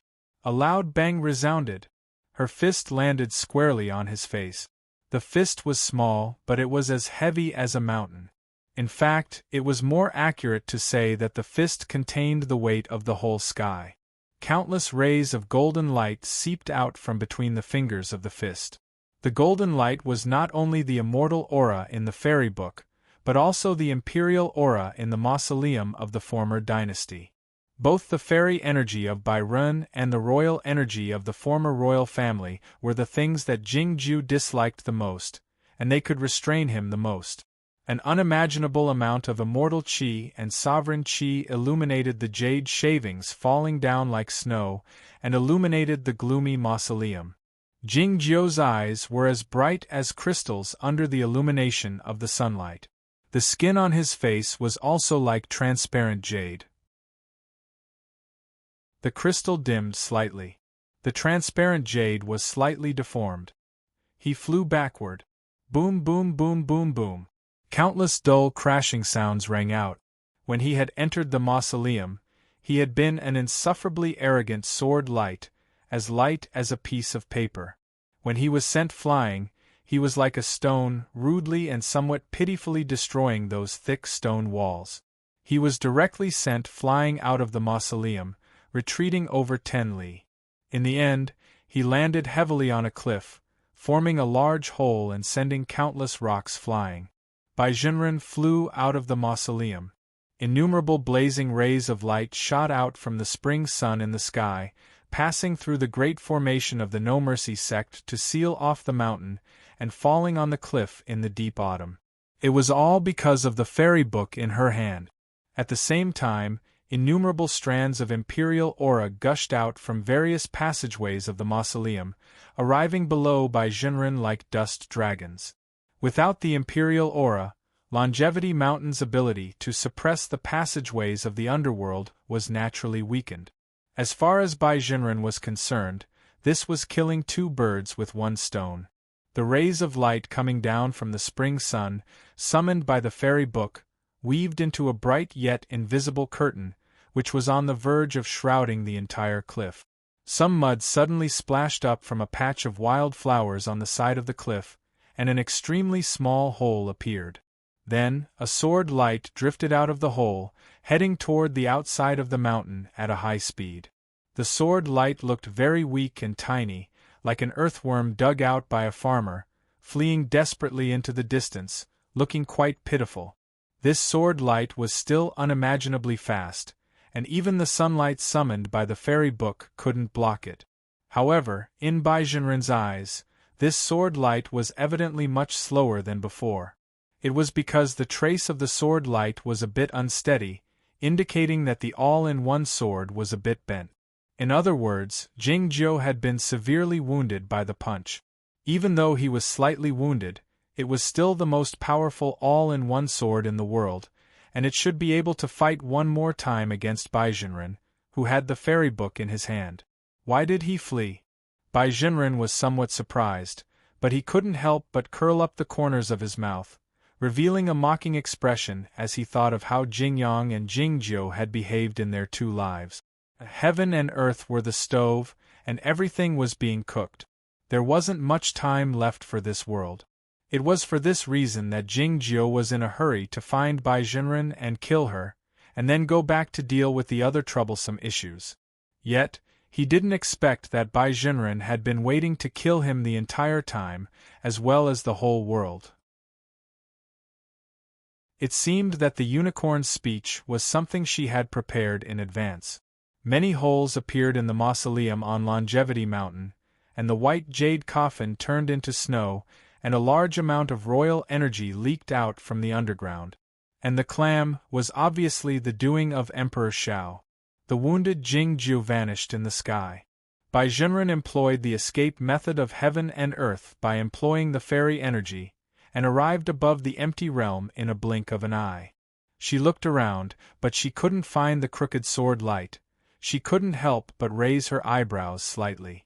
From Chaotian to the underworld, Jing Jiu had pursued her for more than 2 hours, which felt like a lifetime. Unexpectedly, the situation had taken a turn for the worse, and it was her turn to pursue Jing Jiu. Her situation was better than Jing Jiu's, because it was easier to destroy than to build. In addition to killing Jing Jiu, she had more choices, and they were better choices. The passage to the underworld here was about to be opened, but the opening of the passages to the underworld in other places had some problems. She had to solve those problems in order to make the great furnace of heaven and earth operate as soon as possible. The passage leading to the underworld that was closest to Longevity Mountain was by the East Ocean, which was the heavenly well. The green smoke rose up again after the seawater entered the underworld, but it couldn't disperse after encountering an invisible barrier. The small sedan with green curtains hovered above the heavenly well in silence. The peach blossoms on the green curtains grew brighter, and a great deal of fresh energy enveloped the cliff by the seashore. The method employed by Shuiyu Nunnery was much gentler and more effective than that of Chao Yuan. After making sure that the green smoke couldn't break through the forbidding formation, Tong Yen felt relieved. As she was about to go to the rescue of Shuiyu Nunnery and the colleagues of the Guoqing Temple who had suffered heavy casualties, she suddenly found that her shadow on the ground grew darker. The reason her shadow grew darker was because the sunlight had lessened. He lifted his head abruptly and looked at the sun in the sky, his pale face full of shock and despair. A figure dropped down from a high spot in the sky. Judging from the height, the person must have come from the empty realm. Seen from the ground, the person looked as if he had jumped out from the sun, taking away the sunlight from the sun. The scorching sunlight was blocked, but the edge of the white cloth was framed with a layer of gold. Tong Yen was quite familiar with the energy, so she knew who it was. That was why she felt so despaired. The white dress with the golden edges looked like a cloud. Bai Jinren landed from the sky and slapped at the small green curtained sedan with his palm. It seemed that he didn't take a look at Tong Yen during the whole process. He didn't notice how pale the face of his favorite disciple was and how despaired his eyes were. Whoosh! The top of the small green curtained sedan opened like a flower, and a palm as white as jade came out from the sedan, heading toward Bai Jinren's palm. Pa! The two palms met, and a great amount of strong wind whipped up. The green curtain was fluttering restlessly, like the wine banners in the inn outside the 1,000-mile wind corridor that were on the verge of being torn apart by the chaotic wind.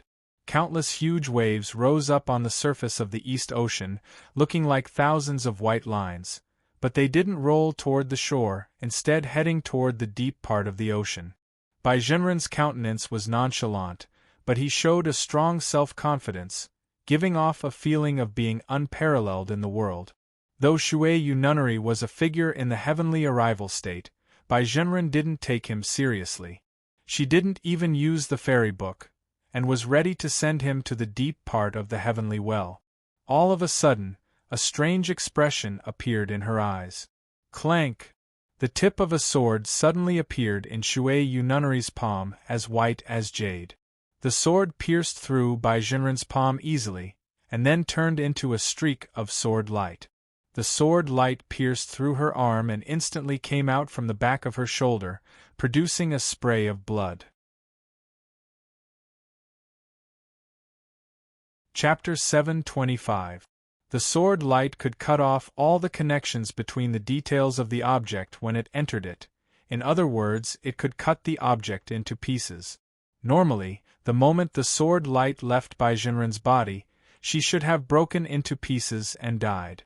Yet, it didn't happen. It was because a bright golden glow appeared in the deep end of her eyes the moment the sword light entered her palm. The sword light seemed to have encountered a barrier in her body. In the end, it only pierced through her arm, causing blood to spurt out like a rainstorm.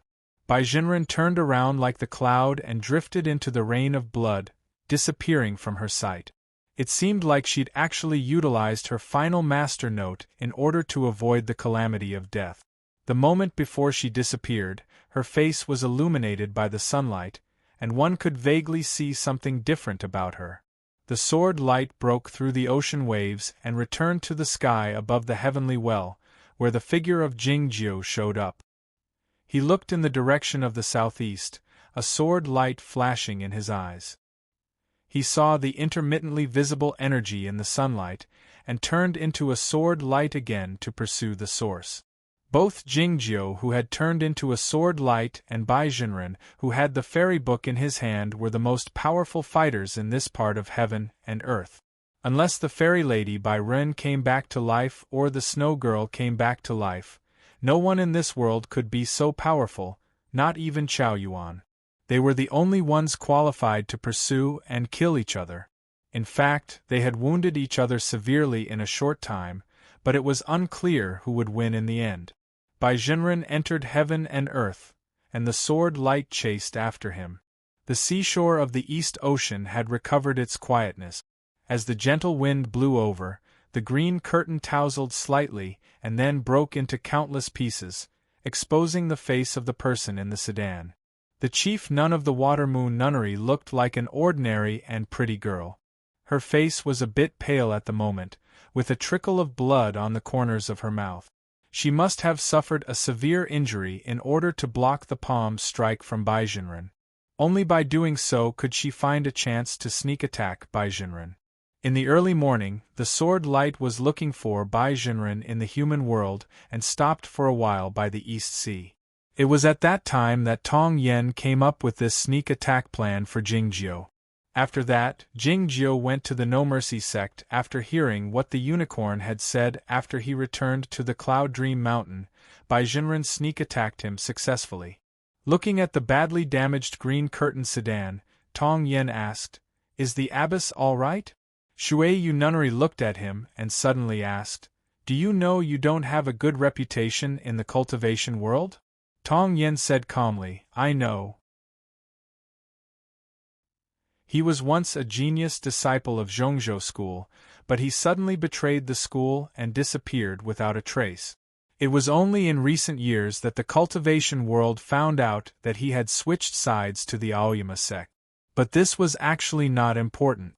For an important figure like the chief nun of the Watermoon Nunnery, the childish appearance was not something she liked or even feared. For instance, when Baijinren descended from the sky, his pale face and helpless eyes, "How does it feel to deceive one's former master?" asked Shui Yu Nunnery with a complicated emotion. Tong Yen didn't say anything after some thought. The tomb of the former imperial court was located in the deepest part of Longevity Mountain. When the sunlight reached this place after passing through a dozen holes created by Jingjiu, it had become very dim. The white jade coffin had turned into snowflakes all over the ground. A middle-aged man with a lean face and an extraordinary bearing looked at the slightly cracked turtle shell in his hand, letting out an indescribable sigh. He looked like a scholar who was appreciating the snow and preparing to recite a poem. Yet, the bright yellow royal robe exuded a faint, awe-inspiring and genuine royal aura, indicating that his true identity was not so simple. He was Emperor Shao, a descendant of the former imperial court, the true culprit of the turmoil in the world hundreds of years ago, the last hidden swordsman in Chaotian. He was also a companion of Tai Pingjinren, or a military counselor. Using heaven and earth as the stove and destroying the world with the green smoke was a scheme he and Tai Pingjinren had devised together. Though this scheme looked grand and crude, it was actually very meticulous. He had calculated all the details by Ozawa for more than 100 years. However, Taiping Jinren had died in the hermit peaks of Aoyama. Bai Jinren had shown up after hundreds of years of painstaking efforts had all gone to waste. My path is not lonely. Emperor Shao walked toward the outside of the tomb after making this sentimental remark. A large amount of royal aura dispersed toward the outside of the tomb, ruffling his royal robe slightly, followed by a chilly and gloomy wind. How could he not be sentimental? His ancestors were buried here. As he came to the outside of the main temple of the tomb, Emperor Shao turned his head around and glanced at the horizontal board in the hall, raising his eyebrows slightly. Since the No Mercy sect dared use the tomb of their ancestors as their mountain gate, they deserved to be wiped out. Hundreds of years ago, he launched his first revenge on the human world in this place. He failed that time. Would he fail again this time? Who are you? A voice burst out at the foot of the stone steps. Emperor Shao turned around and looked in the direction. A young man stood under a tree. His appearance was ordinary, and so was his energy. The sunlight shone on his face as it was cut by the leaves, but it didn't make him look mysterious. Instead, he looked a bit ridiculous. The young man wore the uniform of the No Mercy sect, with a sword tied to his waist. Since he hadn't merged with the sword yet, his cultivation state must be low. Emperor Shao led Bai Jinren to sneak into Longevity Mountain, and Jing Jiu barged in. Besides, the tomb was broken and the royal aura leaked out, so the great formation of the mountain sealing off the mountain must have sensed it. It was believed that the elders and disciples of the No Mercy sect would wake up one after another and leave the manor cave behind closed doors.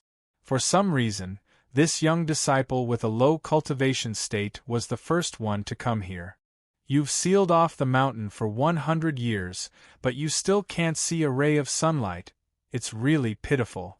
Emperor Shao said sentimentally while looking at this young disciple of the No Mercy sect. I have to say that heaven and earth are indeed fair.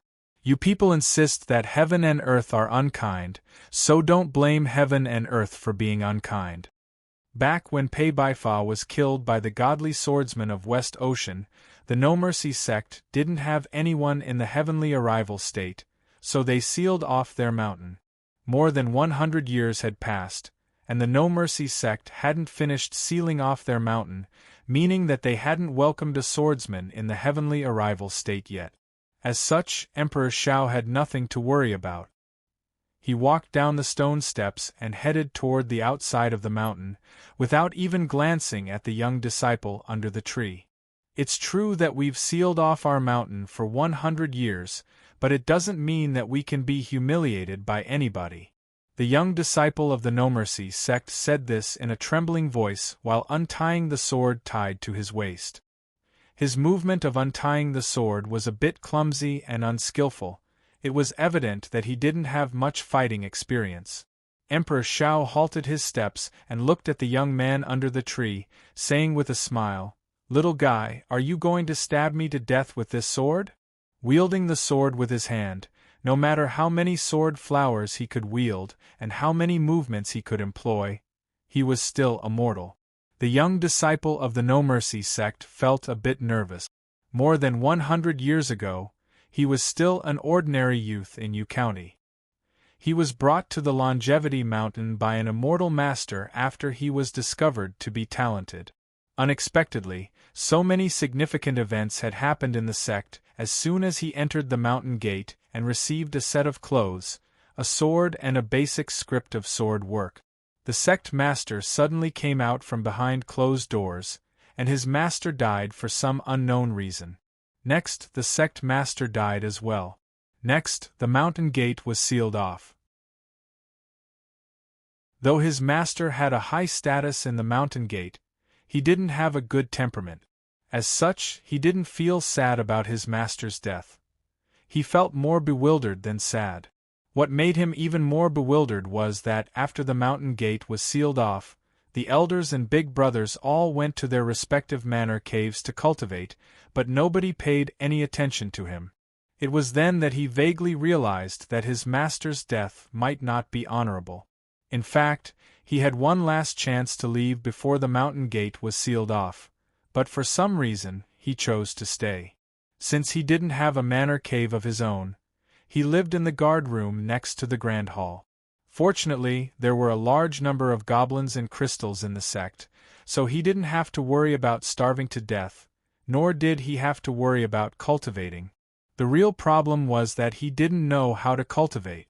All he had was a set of clothes, a sword and a basic script of sword work. As such, he had practiced the basic script of sword work for more than 100 years with the sword in his hand. As for the set of clothes, he had washed them a long time ago and put them away carefully. It wasn't until today that he was woken up by the commotion in the mausoleum and learned that an enemy had arrived. He put on the set of clothes again and tied the sword to it, walking to the front of the Grand Hall. He had seen his peers ride the flying swords, so he knew that his cultivation state was very low. He also knew that the basic script of sword work wouldn't be very powerful even if he practiced it for 1,000 years. However, his masters and colleagues hadn't woken up yet, so he had no choice but to step forward. Having said that, the Emperor Shao continued walking toward the outside of the mountain. He could fly at the moment, but for some reason, he chose to walk. It was probably because he wanted to see if the young disciple of the No Mercy sect dared draw his sword. The disciple of the No Mercy sect swallowed nervously and dashed toward the Emperor Shao while holding the sword in his hand. The Emperor saw a strange scene from the corner of his eyes, his pupils shrinking a little. The disciple of the No Mercy sect had already moved, but it seemed that he was still standing on the same spot. It was only his figure that had moved. In other words, the movement of the disciple of the No Mercy sect was so fast that a residual shadow could be seen in the shade of the tree. Puff! The sword pierced into the side of the Emperor Zhao's stomach, and then came out from the other side. The fresh blood dripped down slowly from the tip of the sword, dyeing the bright yellow royal robe red. The Emperor furrowed his brows slightly. It was unclear whether he was in pain or thinking of something. "Who are you?" he asked the young disciple of the No Mercy sect incredulously while looking at him. I don't know." The expression on the face of the disciple of the No Mercy sect was quite perturbed. It seemed that he found it even more unbelievable than the Emperor Shao did. He had merely employed the first move of the introductory sword script. How could he have pierced his sword into this person's body? It was unclear whether he thought it was too unbelievable or he thought the scene in front of him was not real. He drew out the sword reflexively. The Emperor Shao sat down on the ground slowly. He sighed while looking at the sword wound on his body, and lowered his head helplessly. The gloomy wind blew out from the Grand Hall and landed on the body of the disciple of the No Mercy sect. Along with a rustling sound, his cloth suddenly tore apart, turning into countless strips of cloth hanging down from his body. After more than 100 years, the cloth would have rotted no matter how carefully it was kept. On the contrary, the sword in his hand had become much thinner after being sharpened for more than 100 years, but it was still extremely sharp. No matter how sharp a sword was, it couldn't kill someone like Emperor Shao. It was the sword will of this disciple of the No Mercy sect that had killed him. Over the past 100 years, this disciple of the No Mercy sect had practiced the introductory sword script over and over again. As for the simplicity and purity of the sword will, even Jingjiu couldn't compare to him. The power of time had proved its greatness in different aspects. The disciple of the No Mercy sect felt bewildered while looking at Emperor Shao sitting on the ground while holding the sword, wondering who this person was. Was he one of the emperors of the previous dynasty in the royal tomb, who had been nurtured by the dark energy for 10,000 years and had turned into a zombie? Otherwise, how could his movement be so stiff and slow? The gloomy wind blew a strip of cloth from his shoulder and touched Emperor Zhao's body gently. Whoosh! Emperor Zhao's bright yellow dragon robe was torn into innumerable pieces, falling into the yellow leaves on the mountain. As the autumn wind blew, the pieces of cloth were indistinguishable from each other. Chapter 726. As long as the time was right, the sword would be sharp enough, and the yellow leaves would fill the sky. Even a young man without a master could become a powerful swordsman. Even the longest and most tiring journey would come to an end eventually. The cloud boats of the Zhongzhou school returned to the Cloud Dream Mountain. Countless waves formed on the clouds and fog outside the mountain, and then they shattered like a dream. When these cloud boats went to the Aoyama the day before, they didn't show any arrogance, but they did show an aura of victory in their silence. But when they returned, it was deathly quiet. No sound could be heard. The fairy lady Bai Ren had returned to the human world, but she was killed by the queen of the Snowy Kingdom. What frightened them even more was that the immortal sect master had joined hands with the Aoyama sect in an attempt to kill Baizhenren. At this thought, hundreds of gazes fell on the cloud boat in the front reflexively, but they didn't see that tall figure. It was unclear when the immortal Tan had left the cloud boat and returned to the Cloud Dream Mountain. He went to the back of the mountain first and visited a few reclusive elders. Then, he stepped on the cloud and went to the deepest part of the great formation of Cloud Dream. In the Aoyama the day before, he was wounded severely by the backfire of the forbidding formation of the Pagoda of Suppressing Devils. It was unclear why he didn't treat his wounds right away after returning to the Cloud Dream Mountain. The clouds and fog dispersed slowly, revealing the huge and dreadful figure of the unicorn. The immortal Tan looked at the unicorn in silence, the expression in his eyes mild and nonchalant. The wrinkles on his broad forehead had disappeared without a trace. The expression in his eyes was quite peculiar, as if he were looking at another place or another time. Of course, he wasn't looking at the unicorn, but that person. In other words, he was looking at the cloud and fog that had never dispersed. They had been brother and sister, and later became cultivation partners. They had been together for hundreds of years, but it turned out that they had never truly known each other.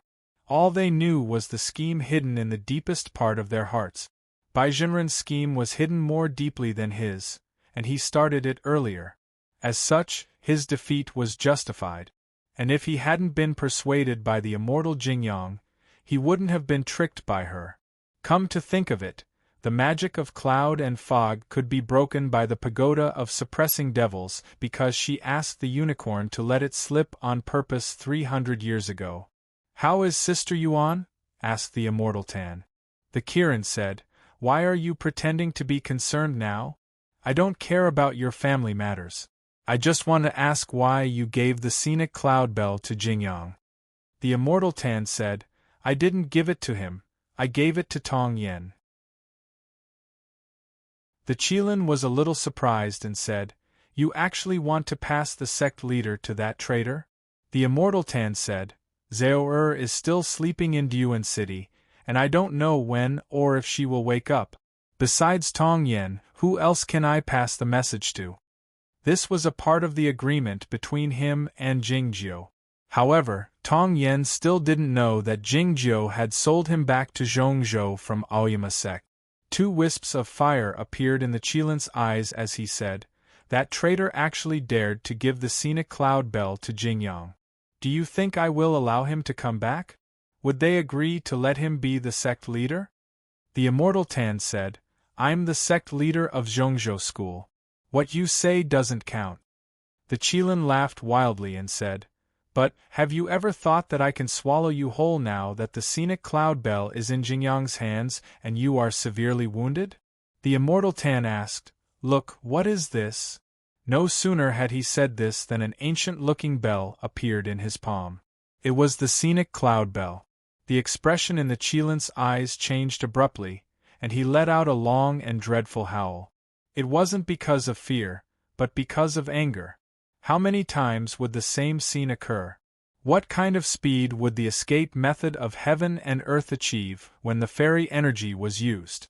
The warm glow of the spring sun shone on the ground, and the energy ripples hidden in the glow could travel hundreds of miles in an instant. Yet, it was still not as fast as that sword light, even though the traces left by the sword light had become a bit crooked, and it wasn't as straight as it had been in the beginning. The Guoqing Temple was very close to the East Ocean. When Tong Yen answered the first question of the master of Shuiyu Nunnery, Bai Jinren arrived at the temple along with the sunlight, turning into the fog in the pine forest, and then appeared in front of a meditation room. This meditation room was called White Mountain, and it was the same room where Taiping Jinren and the great grandmaster of the mysterious dark sect listened to the script. Taiping Jinren had died the day before, the great grandmaster of the mysterious dark sect had died, and the chief monk of the lecture hall of the Guoqing Temple had died, but she was still alive. Bai Jinren walked into the meditation room and looked at the Buddha statue in silence. It was unclear what was on his mind.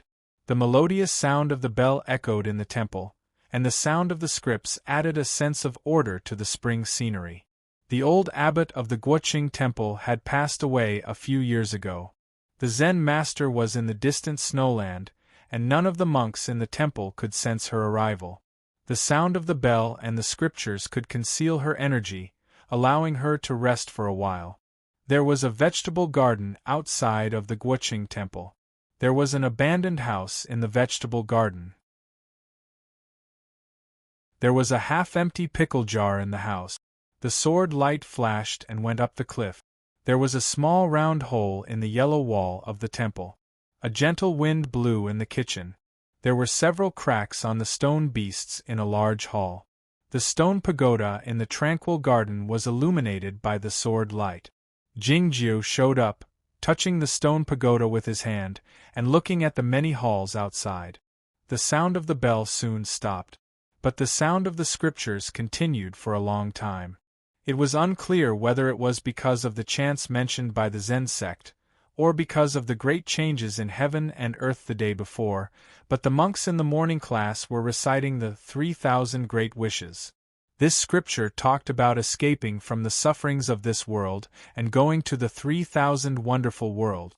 The last sentence was, the supreme subtle method, the tribulation of hundreds and thousands. As this sentence of the scripture drifted away with the wind, Jingjiu and Bai Jinren met again. There was a stone platform outside the White Mountain meditation room. On the other side of the stone platform was the forest of pagodas of the Guoqing Temple, where the eminent monks of the past were buried. The old abbot who had passed away a few years ago was buried in the new pagoda at the front. If Taiping Jinren had stayed here as the abbot, he would probably have his own stone pagoda.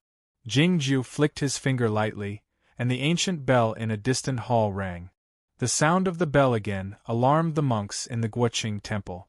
Several clear lights floated up from the forest of pagodas and gathered together, like a cassock fluttering in the wind.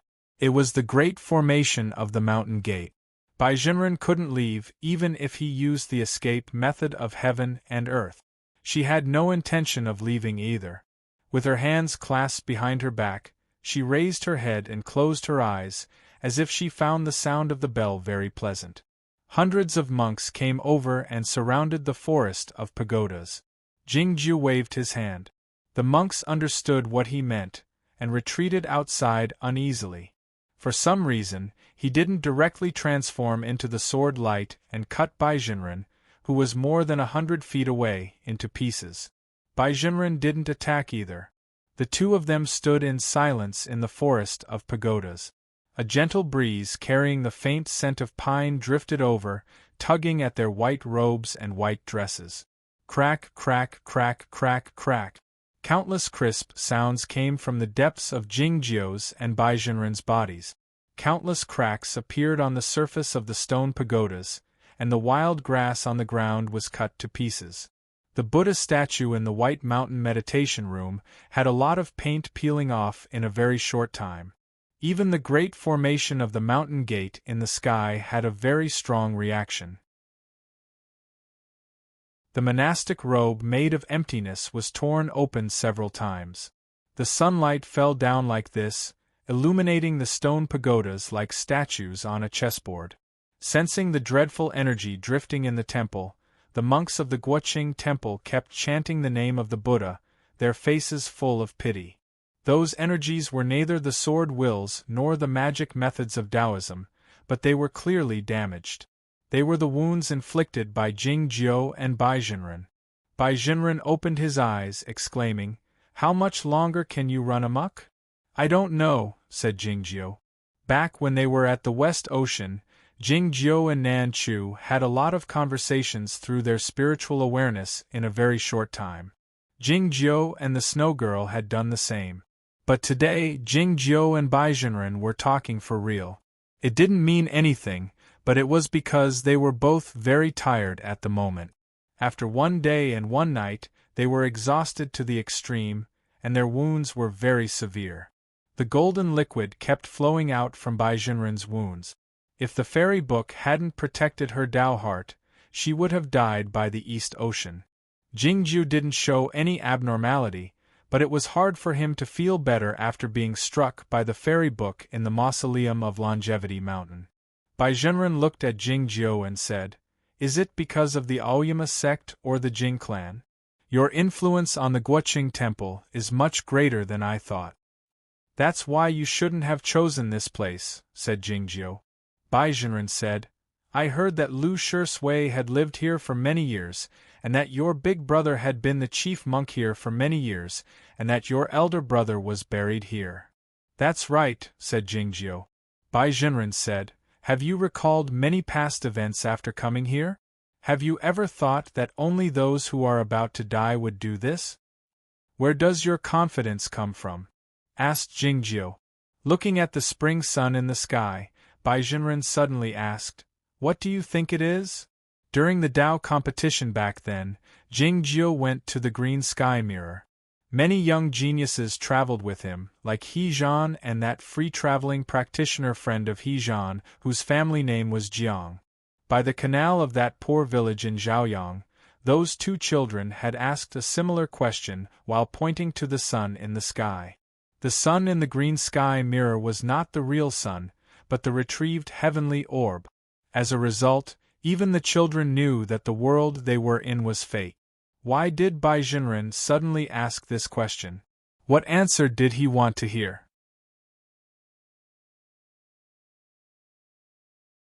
Chapter 727.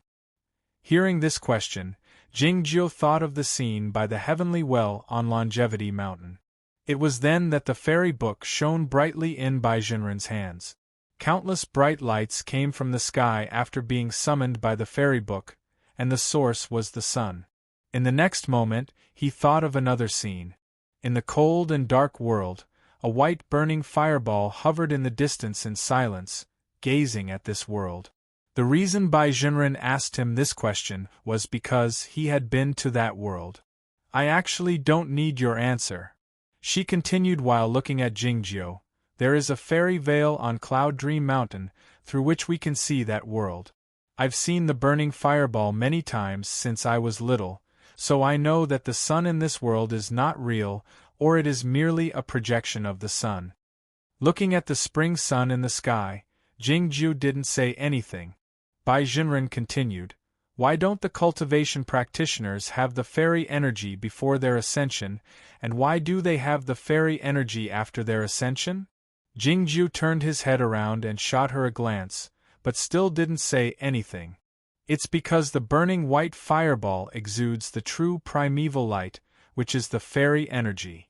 Bai Jinren went on, "So you're not my equal." A gust of gentle wind blew over, bringing with it the fragrance of pine trees, tousling the ribbon-like white cloth. Jingjiu intended to say something, but he shook his head in the end. "Don't tell me that I can't use the fairy energy because I'm not an ascendant." Bai Jinren went on calmly, "You and I don't even know who we are, so how can we determine what we can and can't do?"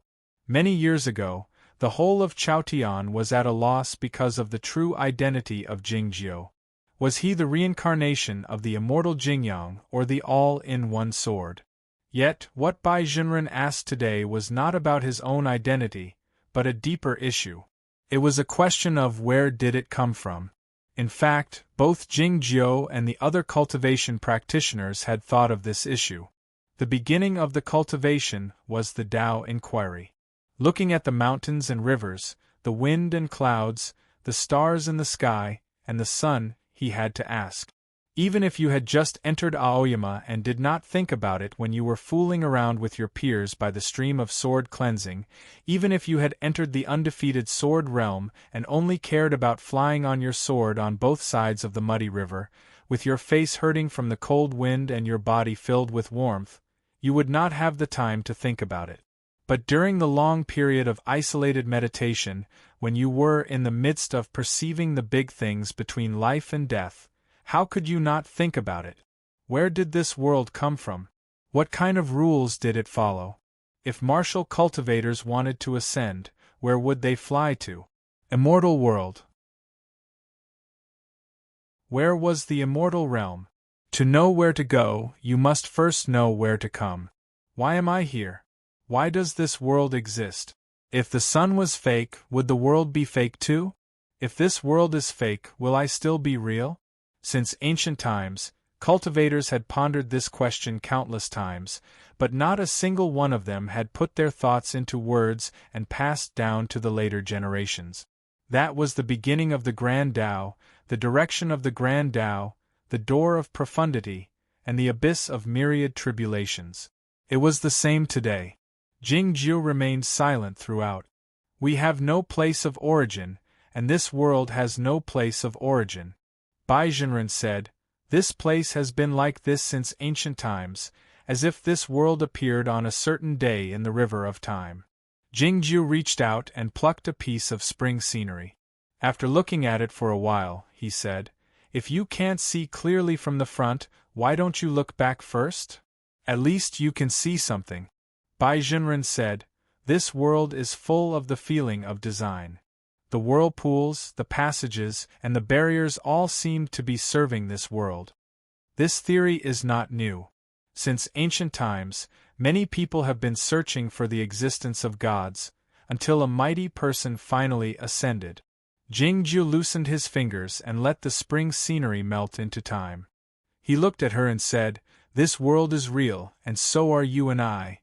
Bai Jinren said, "But it could still be a world that was designed to be isolated from the outside world because the outside world is too dangerous." Jing Jiu said, "Even so, I think that the Creator didn't mean for us to stay in this world.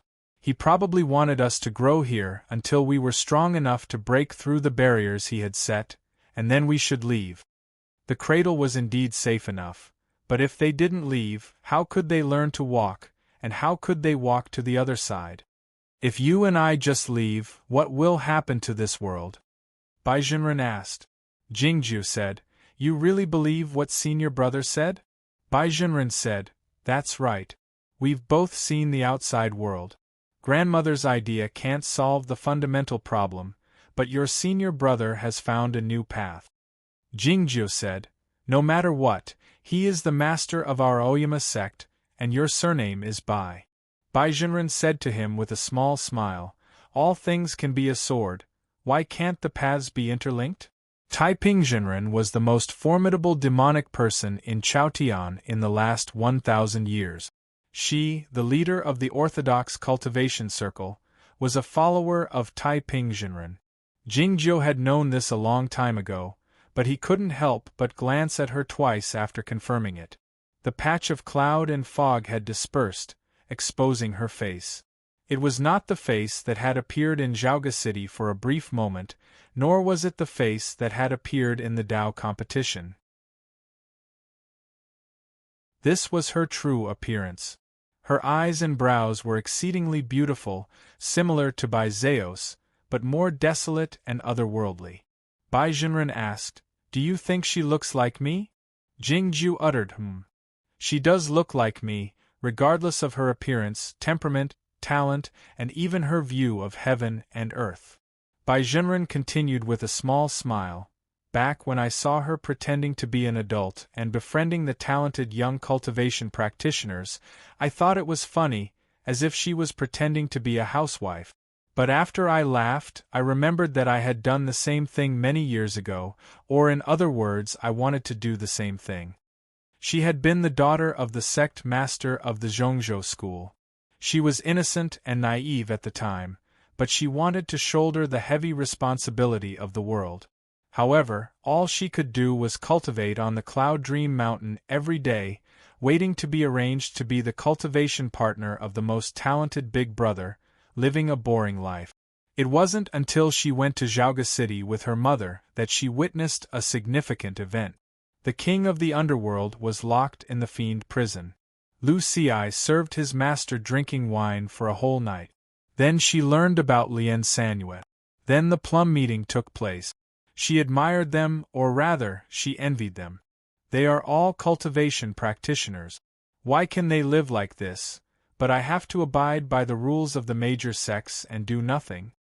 Bai Zhenren went on, it's because I'm the daughter of the Bai family, and my grandmother is the last ascendant in Chaotian. And I'll become the leader of the orthodox sects in the future. Jingjiu didn't make any comment, nor did his expression change, be it pity, sympathy or mockery. I could of course try to get rid of this boring life like little Zhao did. For instance, I could go to the Aoyama sect and propose marriage to Lu Xi. Nan Wang hadn't entered the sect yet at that time. Bai Zhenren continued while folding his hands behind his back, but I'm not interested in this sort of thing. In my opinion, they have already done all the interesting things. What he referred to was people like Taiping and Lien Sanyue. Just when I stopped thinking about these things suddenly took a very interesting turn. She pulled back her gaze and said to Jingjiu, your big brother suddenly changed from an immortal in Chaotian to a demonic person who intended to destroy the world. The topic had dropped from the sky to the ground, but it was still a heavy one because it was very important. Later, I learned of his idea. I thought it was interesting and evil, but it was also correct. Bai Zhenren went on, the idea of having all three characteristics at the same time is very appealing to me. Jingjiu asked, if you're his follower, why do you want to kill him? If not for Lu Xi, you would have succeeded at the West Ocean back then. I like his idea, but it doesn't mean that I'm his follower. Why can't I kill him?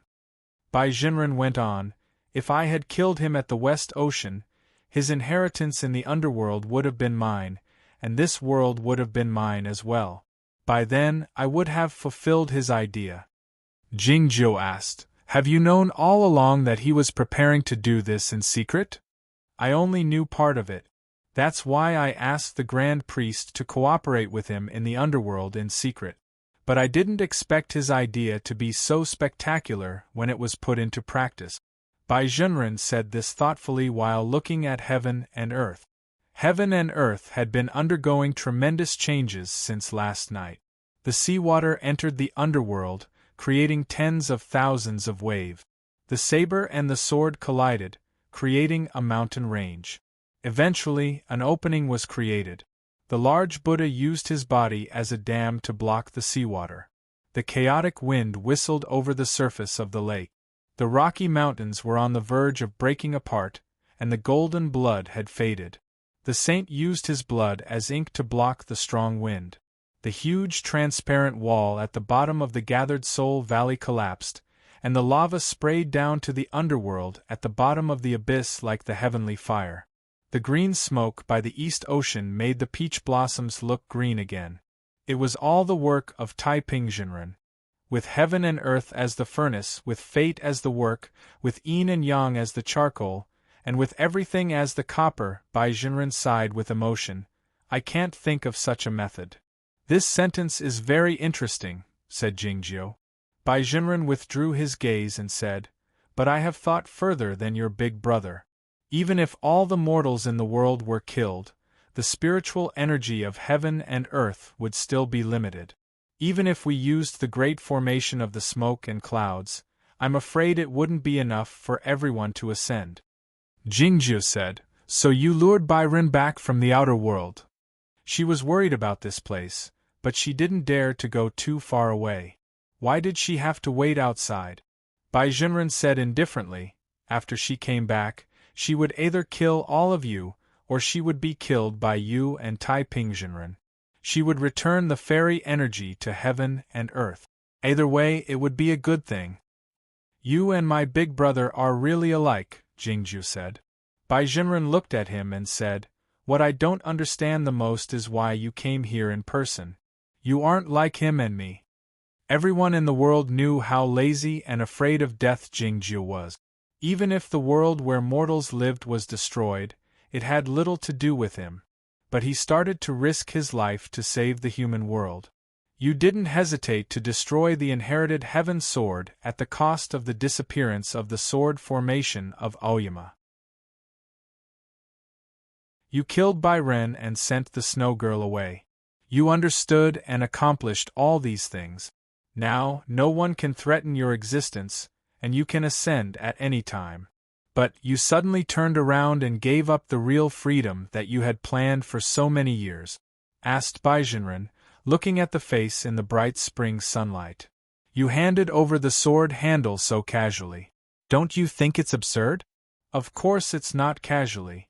This decision is very important.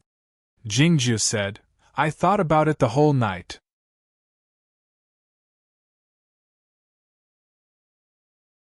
Chapter 728. How important was Jingju's decision? In other words, it was related to the trend of the entire history of Chaotian. On a smaller scale, it would decide the final success or failure of his 1,000-year cultivation path. Of course, to him, the latter was the most important thing. He had only used one night to make this decision. No matter how one looked at it, it couldn't be said to be serious. In fact, it could even be said to be extremely sloppy. Actually, I really don't care what you guys want to do, but why did I stand up against senior brother when he wanted to do it back then? Jingju reached out again and plucked a piece of spring scenery. He put it in front of his eyes and looked at it for a while. It was as if he was looking at the hot pot from back then. Since our paths are different, we can't work together. Let's just go our separate ways. But this matter is out of the question, because your path has already affected my path. Well water does not interfere with river water. I just want to be a well in peace and silence, but the waves you make in the river are too big, and the water is muddy. He had never told his senior brother about this before. He had only told him about it on Tianguang Peak yesterday. Today, he had officially explained it to him. That year, after eating hot pot, he brought Yuan Qijing and Lu Xi to his senior brother. This was related to the disaster in the Guoqing temple, but the root cause was still different. If it was in the past, if you still wanted to live and cultivate in this world, I can understand your choice. But now that you are in sight of the great Tao, you can just leave. Why bother about this place? Bai Jinren's gaze fell on his fingers, watching the spring scenery that was gently changing shape with the wind. You said earlier that it's wrong to just walk away. Jingju said, and it turns out that even if I leave, it won't end. Bai Ren had successfully ascended more than 1,000 years ago. She felt a strong uneasiness when she saw that dark and dangerous world. She didn't go far from it. Instead, she stayed outside Chaotian. That year, he broke through the sky with his sword and went to the outside world. He was severely injured by her sneak attack and had no choice but to use the all-in-one sword to reincarnate. The sneak attack was not the key. The real problem was that he still had karma with this world, because of the smoke and cloud dispersing formation, and because of himself. In his previous life, Zhenren Jingyang had the sharpest and most indifferent Taoist heart in the world. He was like an immortal sword that had been washed by water for 10,000 years, but he still could not cut off the karma. Therefore, after his rebirth, he first went to the small mountain village and found Lu Shisui. Then, he returned to Aoyama and brought Zhao Leu to Shenma Peak. He heard the zither music in the plum garden in Zhaoga City and went to the West Ocean to meet Lien Sanyue again. The karma didn't end there. Instead, it became deeper and deeper, until it penetrated into his bones and became inseparable from him. Karma needed to be settled. Baizhenren understood what he meant and said, "This can even make you temporarily forget your fear of death?" Jingju said, "I'm not sure, but I didn't think about these things when I made the decision." Baizhenren continued to ask, "What about now? Do you feel that darkness?" That patch of darkness was the shadow of death. Jingju said after some thought, "I think so." The reason he felt the shadow of death was because he wasn't sure if he could defeat his opponent. Baizhenren said calmly, "Let's see whose Dao path is correct then." The judging criteria for the contest of the Dao paths was simple and straightforward. Whoever survived in the end would be correct. This was the meaning of the Dao path. For example, what should the human race do in the future? For example, how should this world exist? It would take a great many years to see the final outcome, and only then would they know if the ideas of Taipingzhenren and Baizhenren were correct. The monks of the Guoqing temple had all left. The chanting of the scripts could be heard in the fields, outside the courtyard walls, and among the cliffs. The chanting came to the pagoda forest along with the wind, adding a sense of solemnity to the atmosphere. The fairy energy in the master amulet is too much, and its level is too high. I had to sleep in the chanting of the scripts for many years to temper it. Jingju wasn't reminding her. He was merely narrating it objectively. Baizhenren had 2 fairy books, one main and one auxiliary. If she could only use the auxiliary fairy book like before, she would be no match for him. Of course, she must have many powerful magic treasures and Taoist magic skills, just like Jingjiu had the seal of the king of the underworld. But those were not as good as the fairy book and the all-in-one sword. Since they were not good enough, they weren't qualified to participate in today's battle. This is the fairy book of the Bai family. Though I can't temper it, I know more ways to use it. After Baizhenren said this, his hand suddenly released an unimaginable amount of light. The light came from the burning fairy book. The auxiliary fairy book helped her travel freely between the human world and the underworld with the escape method of heaven and earth, and evade the pursuit of Jingjiu. Unexpectedly, she directly ignited the fairy book before the battle began. The fact that she could ignite the fairy book was even more shocking. It was because it proved that the Bai family had a great deal of experience in using the fairy book to fight, just as she said. The fairy book was burned into nothingness in a short time. The bright light with endless heat seeped out from the gaps between her fingers, but it turned back when it encountered the spring wind. This miraculous scene was something that could not be imagined, no matter how one imagined it, before it really happened. Those extremely bright rays of light completely penetrated the white clothes, entered her body, and then disappeared. Her body didn't seem to have experienced any change, but if one looked closely, one would find that her eyes were brighter, and her skin had a thin glow that looked like gold or jade, glinting under the sunlight. Her entire body seemed to have turned into a magic treasure. Jingjiu sensed it clearly.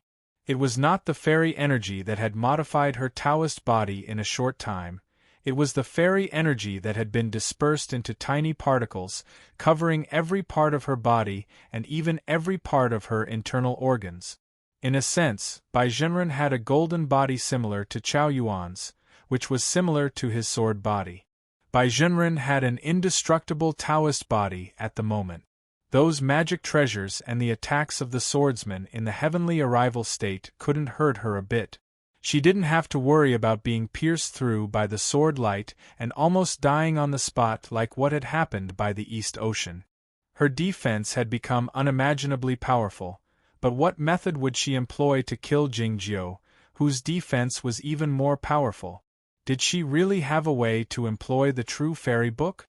The sun had reached its zenith, the hottest moment of the day, and the sunlight was exceedingly bright. All of a sudden, countless sunlight beams shot toward the pagoda forest as if they were summoned by a shapeless force. The same scene had happened on Longevity Mountain, but the sunlight beams were thicker this time, looking like a static lightning bolt that had destroyed the great formation of the Guoqing temple easily. The sunlight beams illuminated the gloomy pagoda forest, as well as Bai Zhenren's face.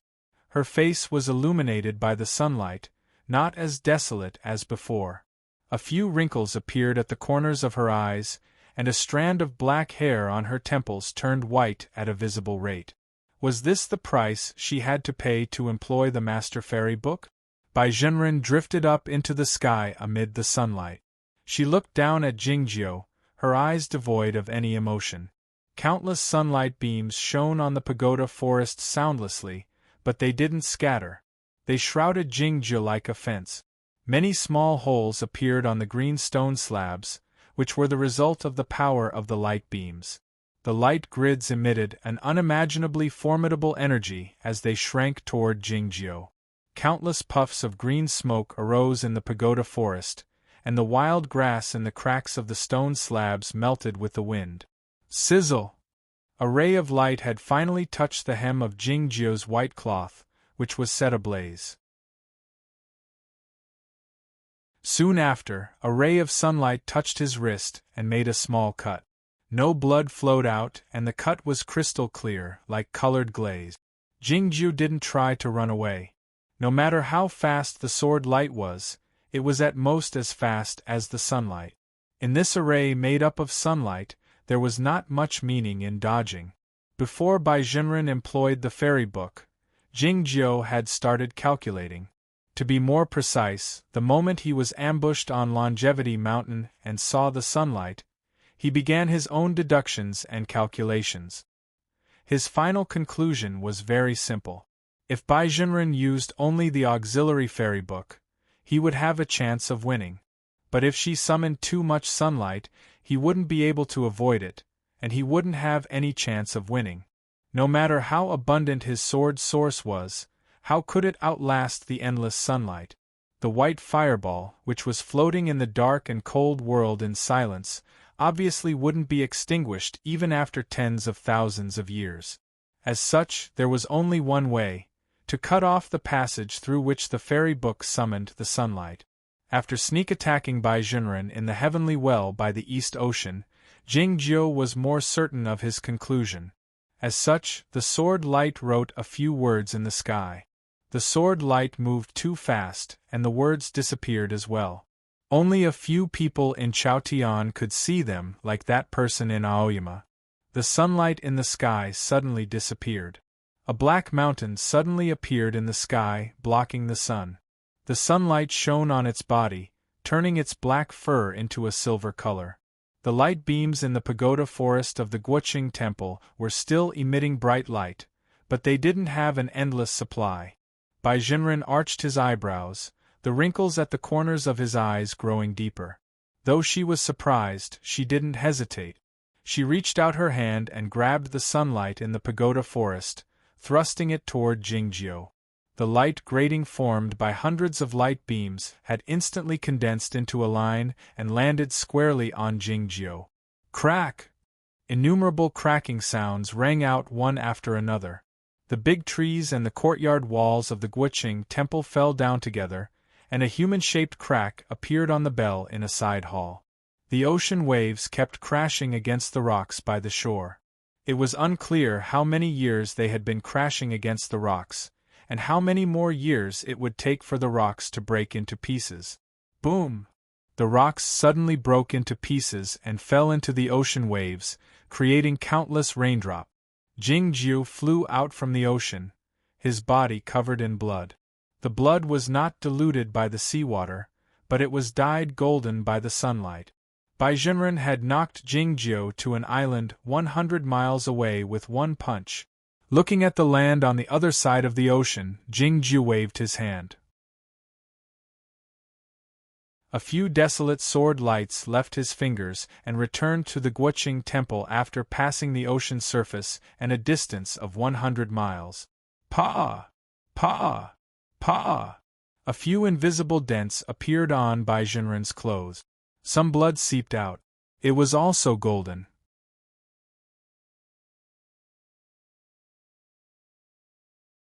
Chapter 729. When the disciples of Aoyama reached the perfect preservation state, their sword will would become more solid and pure. Their flying swords would be able to cut through rocks and gold. Within 100 feet, they would be able to control the swords as if they were their own arms and fingers. Wherever they looked, they could kill. If one cultivated to the inherited conception realm and formed a sword pellet, the sword will would be awe-inspiring, and the flying sword could come and go freely within 1,000 feet. From the state of undefeated to the state of free travel, he could control his flying sword to kill people more than 10 miles away. If he reached the broken sea state, his sword will would be so powerful that his flying sword could cross the sea and behead a swordsman from 100 miles away.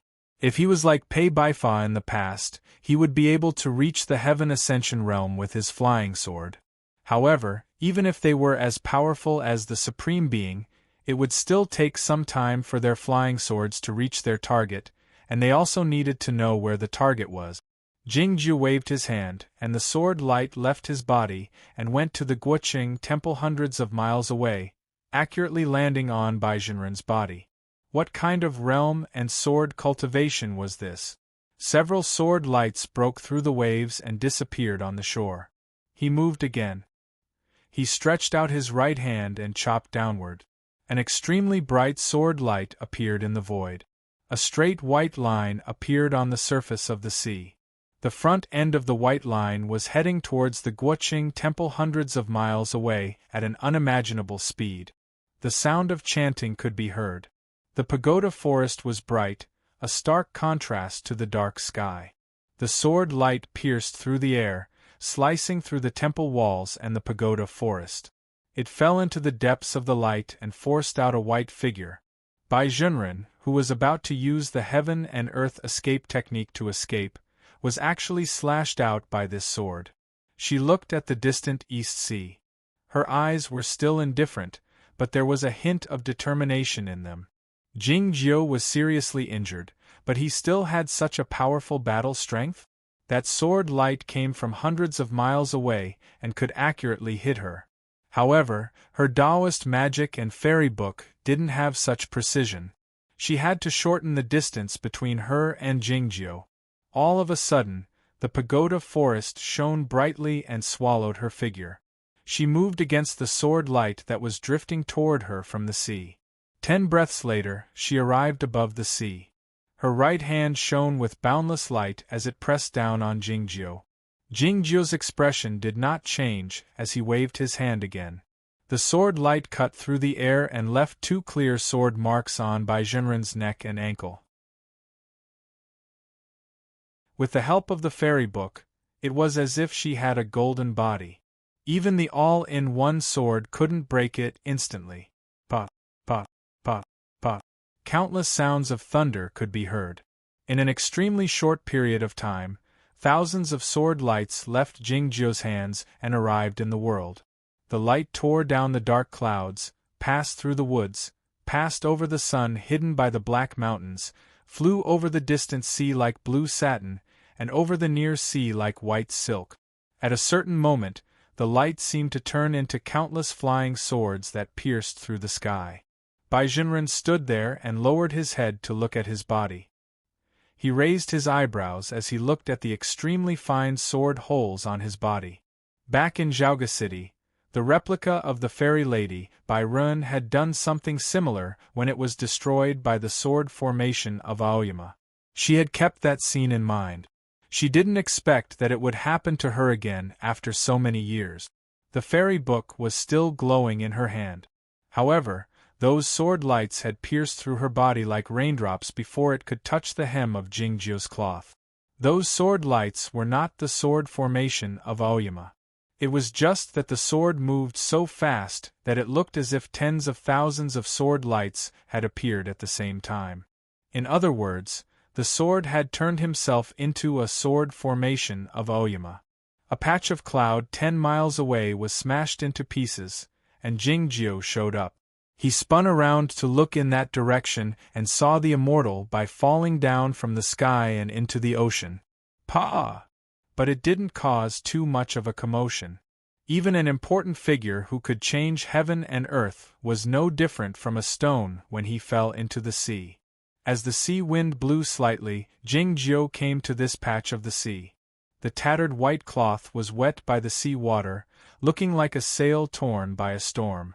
Jingjiu stood on the surface of the sea and looked at Bai Junren in silence. The sea water here was exceedingly deep, but for some reason it looked exceedingly clear, looking like a small stream. The most amazing part was that the sea water within a few square miles seemed to be still. Bai Junren drifted in the sea water, as if she were lying in a crystal.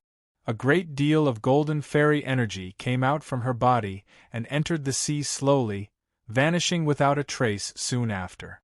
She looked at the sun blocked by the dead dog in the sky with her eyes wide open, reflecting on something. The battle only lasted for a short period of time. She had aged a great deal during this time, and her face was full of wrinkles. As the fairy energy in the fairy book dispersed, the wrinkles disappeared again. Her face was as beautiful as before, and the expression in her eyes was as cold as ever. "The night howler is more powerful than I had imagined," she said while looking at the black mountain in the sky.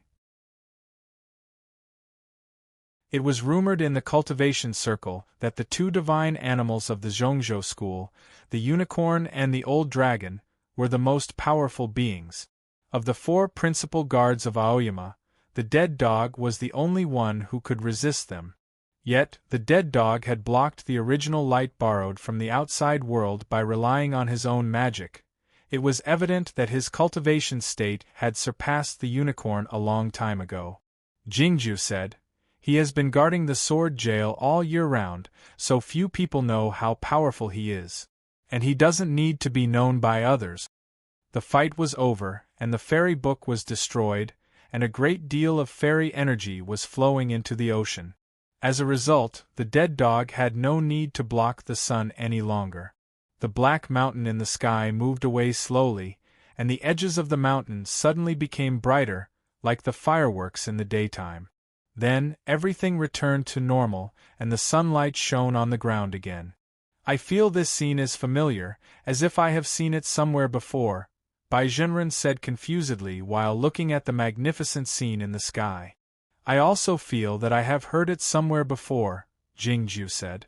The black mountain was still moving slowly in the sky. It seemed that the dead dog had paid a great price to block the original light from the outside world. Bai Junren pulled back his gaze and looked at Jingjiu, saying, "The competition of the path toward heaven is actually not important. All I want is to live an interesting life like Taiping and Lian Sanyue." Jingjiu said, "It's actually a sad thing to live like them." "You're really a boring person," said Bai Junren. Jingjiu said, "The more interesting it is, the sadder it is, and the sadder it is. Knowing that one's life would come to an end sooner or later, one would pursue something interesting and meaningful, until it was the only thing one could pursue." Bai Junren understood what Jingjiu meant, but he asked uncertainly, "Have you never thought that you would die? Not even once?" Ascension was not the same as longevity. It was merely a stage of pursuing longevity. However, few cultivation practitioners in Chaotian had ascended in the history of cultivation. Where did Jingjiu get his confidence that he would ascend and that his life would never come to an end? "I had thought that I might die in the Guoqing temple," Jingjiu went on. "As such, I've been trying to avoid such a choice, or to put myself in such a predicament." Bai Junren said, "Nobody can guarantee that they will live forever.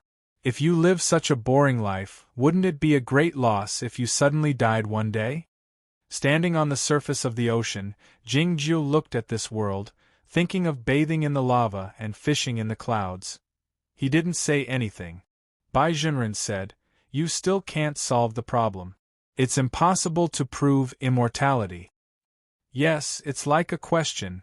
There's no answer." Jingjiu went on, "But I've been trying to solve this question. Isn't this the most enjoyable part of living? That's why. It's indeed sensible. Unfortunately, you're the only one who is qualified to enjoy this pleasure."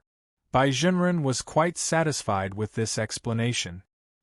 He let out a smile and then closed his eyes calmly. The clear and still ocean water started to flow slowly, looking like glass and crystal. A small bubble formed due to the friction and crowding of the ocean water. In the next moment, more and more bubbles formed in the ocean water and drifted to the surface of the ocean. Gradually, they gathered together and became foams. The white foams gathered together to form the sprays. Countless sprays appeared out of nowhere, spreading in all directions. It was unclear when they would disperse. Whether it was a spring rain, a sky full of morning light, or the endless twilight, they all represented the departure of a truly great figure. Unlike the previous times, the countless sprays on the ocean were not seen by anybody. Yet, the whole of Chaotian had sensed the departure of Bai Junren. The Black Mountain had gone back, bringing a great deal of coolness to the peaks of Aoyama. As the mountain wind blew slightly, the dead dog landed on the spot where the Shangda Peak used to be. He crouched on the huge black jade plate in silence and started resting with his eyes closed.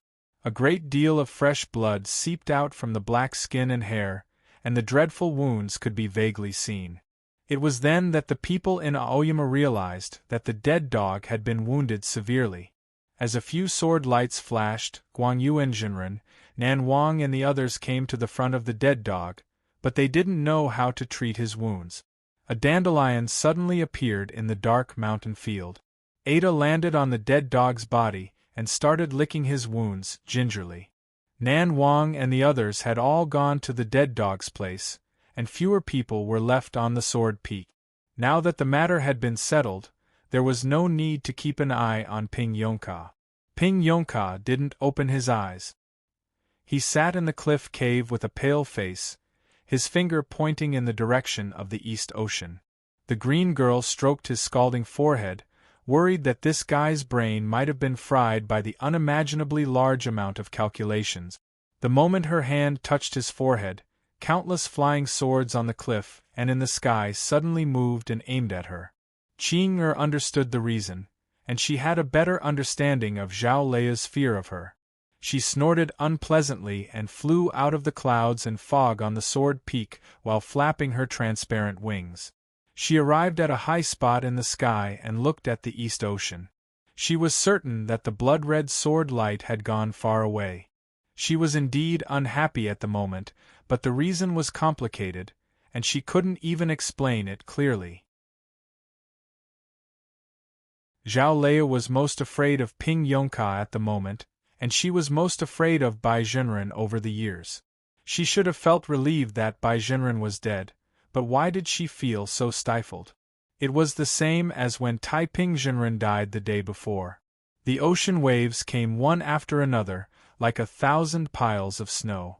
Standing in the midst of the snowy waves, Jingju fell silent for a while. Then he changed into a new cloth and leapt up by treading on the wave. He turned into a sword light and headed to the farther part of the ocean. It didn't take long for him to arrive above the huge whirlpool. The giant was soaked to the skin. He kept on digging the cliff rocks by the whirlpool in an attempt to stop the seawater from pouring down, but his efforts were in vain. He looked to be in a sorry state. Jingzhou indicated that he would do it himself. Now that Bai Junren was dead and the fairy book was destroyed, Jingzhou sensed that even Emperor Shao had turned into yellow leaves for some unknown reason. As such, it was time to save this world. I've used the title of this chapter too many times, but I can't help it. It's because it's so suitable for today.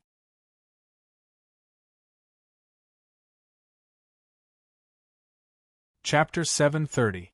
As Bai Junren once said in the Guoqing Temple, this world was not absolutely natural.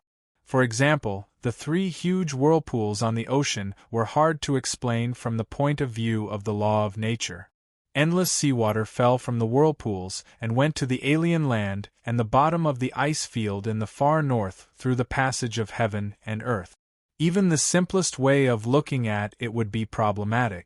Was the so-called passage of heaven and earth really formed naturally? These questions did not need to be answered now. What Jingju needed to solve now was how to block the passage of the sea to the underworld. Taiping-Jinren used the heavenly slaying formation of the Bloody Demon Church to change the passage of heaven and earth by force. Jinren used the real body of the pagoda of suppressing devils to strengthen the heavenly slaying formation, directly turning the passage of the sea to the underworld into a huge hole. Even the giant could not do anything at this time because there was too much seawater falling into the underworld.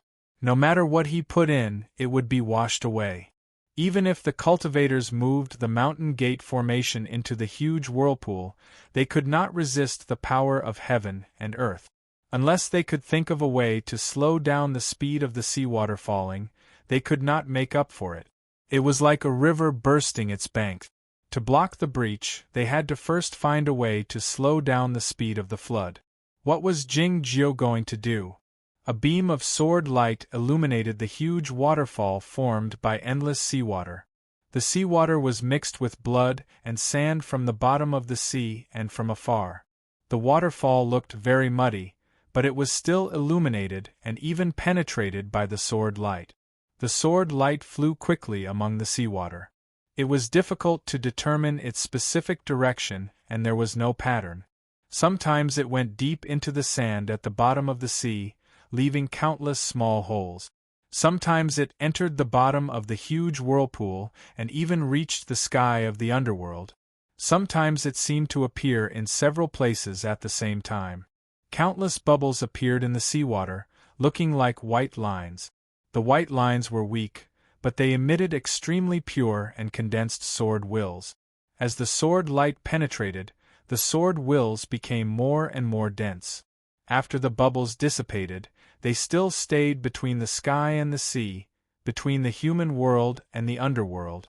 The falling seawater met the sword wills and naturally separated, turning into transparent pieces of seawater. They collided and rubbed against each other, creating more bubbles and slowing down the falling speed. But it was still far from enough to fill the sea. The hard rocks that were covered with sand and mud at the bottom of the sea were cut into pieces by the sword light. Along with the seawater, they fell into the huge whirlpool like feathers, unable to stay for even a moment. As a result, the sword light became faster and faster. Within a few breaths, it could circle the great whirlpool countless times, going back and forth between the surface of the sea and the sky of the netherworld more than 10 times. The invisible lines formed by the sword wills became denser and denser, gradually forming a net. The mesh also became smaller and smaller, and the suction force between the sword wills was finally able to trap some of the seawater. However, as the falling speed of the seawater slowed down, the weight of the net weaved by the sword intent increased. It became more difficult for the sword light to maintain its current high speed. The giant stood outside the great maelstrom and looked at the sword light that seemed to be carrying an immeasurable weight. His honest face was full of worry. With a soft swoosh, the sword light swept past the edge of the great whirlpool, bringing down some crushed stones. It was obvious that the flight had gone out of control. The giant could no longer control himself and called out Aya. Thunderous shouts drowned out the sound of the waterfall. He was trying to persuade Jingjiu to give up. Jingjiu had done too many things in one day and one night. He fought against Taiping-Jinren in the Hermit Peaks, used the sword-washing stream as a whip to trap the fairy lady Bai Ren, and fought the final battle against Bai Jinren, who had the fairy book in his hand. The sword light could be seen everywhere from the netherworld to the human world. He was exhausted to the extreme, and he was severely wounded. Under such circumstances, if he still tried to block the entire ocean with his sword wills, something bad would happen to him. Regardless of how abundant his sword source was, and the fairy energy given to him by Lien Sanyue, all of them would be used up. What would happen to him then? The sword light didn't stop there. Jingjiu kept moving forward in silence, as if he hadn't heard the shout of his friend the giant. Jingjiu's sword light was a bit unstable after he was sneak attacked by Bai Jinren and Emperor Shao in the royal tomb of Longevity Mountain. At the moment, He was carrying the weight of the entire ocean, so he flew in a crooked manner, bumping into some places from time to time. He looked like a drunkard, staggering along the way. However, no matter how unsightly he looked, he kept on flying and building his sword formation in an attempt to block the ocean falling into the netherworld. Looking at the sword light that was getting slower and more unstable, the worry in the giant's eyes grew heavier, and he was also puzzled. You shouldn't be this kind of person. He kept switching the thick ancient tree between his two hands. He almost picked up the ancient tree and smashed it against the sword light a few times in an attempt to stop Jingjiu, but he didn't do it in the end. The seawater was pierced through hundreds of thousands of times, and the bottom of the cliff was cut into countless pieces.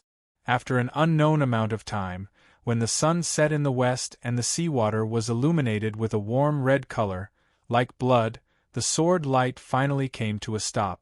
Jingjiu stood on a cloud in the deepest part of the twilight, looking down at the surface of the ocean. His face was so pale that neither paper nor the snow in White Town could describe it. But it was not easy to see it because it was illuminated by the setting sun. The ocean water in the huge whirlpool had calmed down a great deal. A great deal of water was still falling into the netherworld, but it was not as violent as before. The net woven by the shapeless sword wills had trapped an unimaginable amount of seawater. If someone were to look up from the netherworld, they would see a huge blue ball of water. It was a miraculous sight. It was a miraculous sight. Looking at Jingjiu on the cloud, the giant's eyes were full of admiration. This was not the end. To completely block off the passage from the ocean to the netherworld, Jingjiu still had to do many things. Right now, he had to accomplish one thing, which was to tie this shapeless sword net between heaven and earth. Otherwise, the seawater would rush into the netherworld along with the sword net.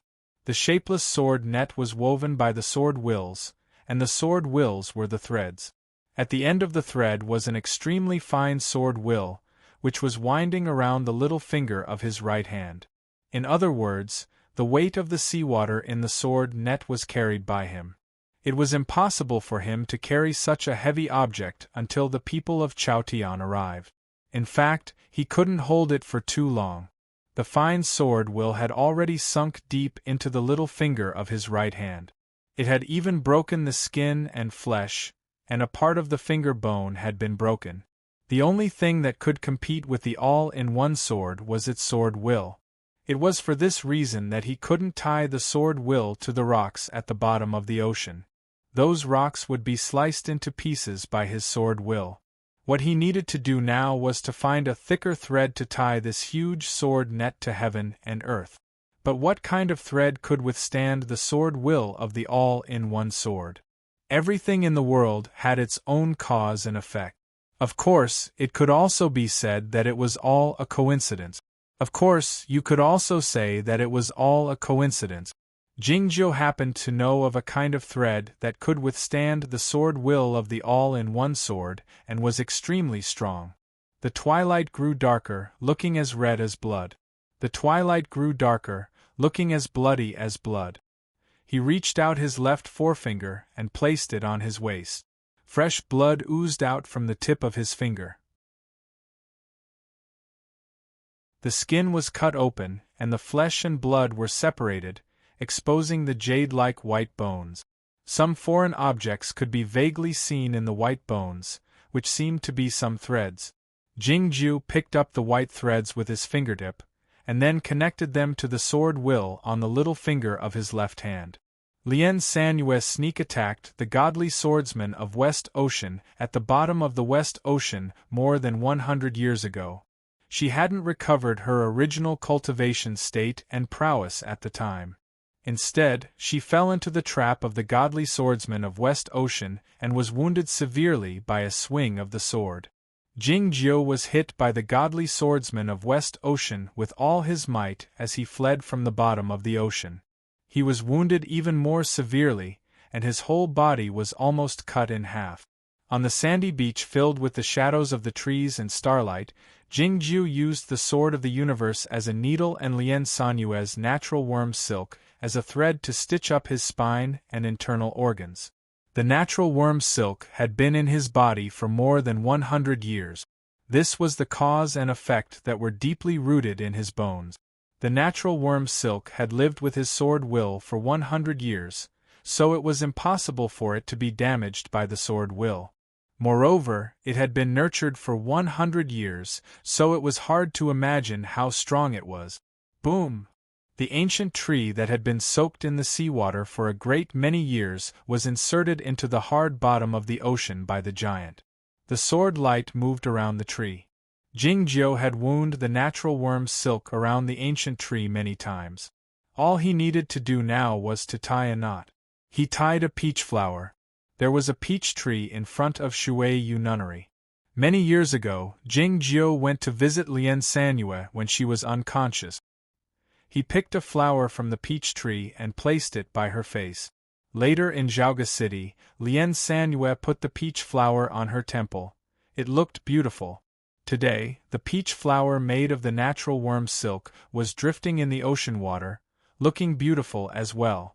Looking at the peach flower, Jingjiu remained silent for a while. Then, he passed out, drifting in the ocean water helplessly. A shadow blocked the twilight and broke through the ocean water. The giant was about to pick him up from the bottom of the ocean with his hand. A blood-red sword light appeared. Zhao Leia held him in her bosom. The badly damaged thoughtless sword sank slowly to the bottom of the ocean.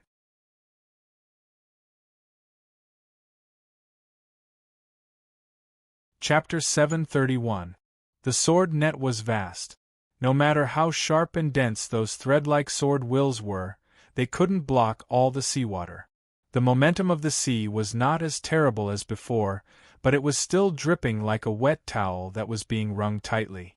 It looked like it was about to dry up, but it was still dripping. The next thing to do was to spread stones and sand on the invisible sword net of dozens of miles, and then use formations or amulets to condense them into blocks. It was like building a crust at the bottom of the giant whirlpool. The ancestor of the giant was responsible for dredging the passage between heaven and earth, so he was good at it. He knelt down in the sea, and kept digging out large stones and sand from behind him, and then carefully placed them on the sword net. From a distance it looked like a mountain on the sea, but it was swaying in the wind. His palms were very big, and each rock he held was a small mountain. At this speed, it wouldn't take him long to block the passage from the sea to the underworld. The problem was that the number of rocks at the bottom of the sea was limited. It didn't take long for him to reach the bottom, and he almost made another hole, so he had to find another place. As the twilight deepened, the giant moved slowly on the surface of the sea, bringing up countless huge waves and digging out countless huge stones. It was unknown when he could fill up the sea. In the underworld, the mountains and rivers that stretched for hundreds of miles blocked the seawater that flowed to the underworld river.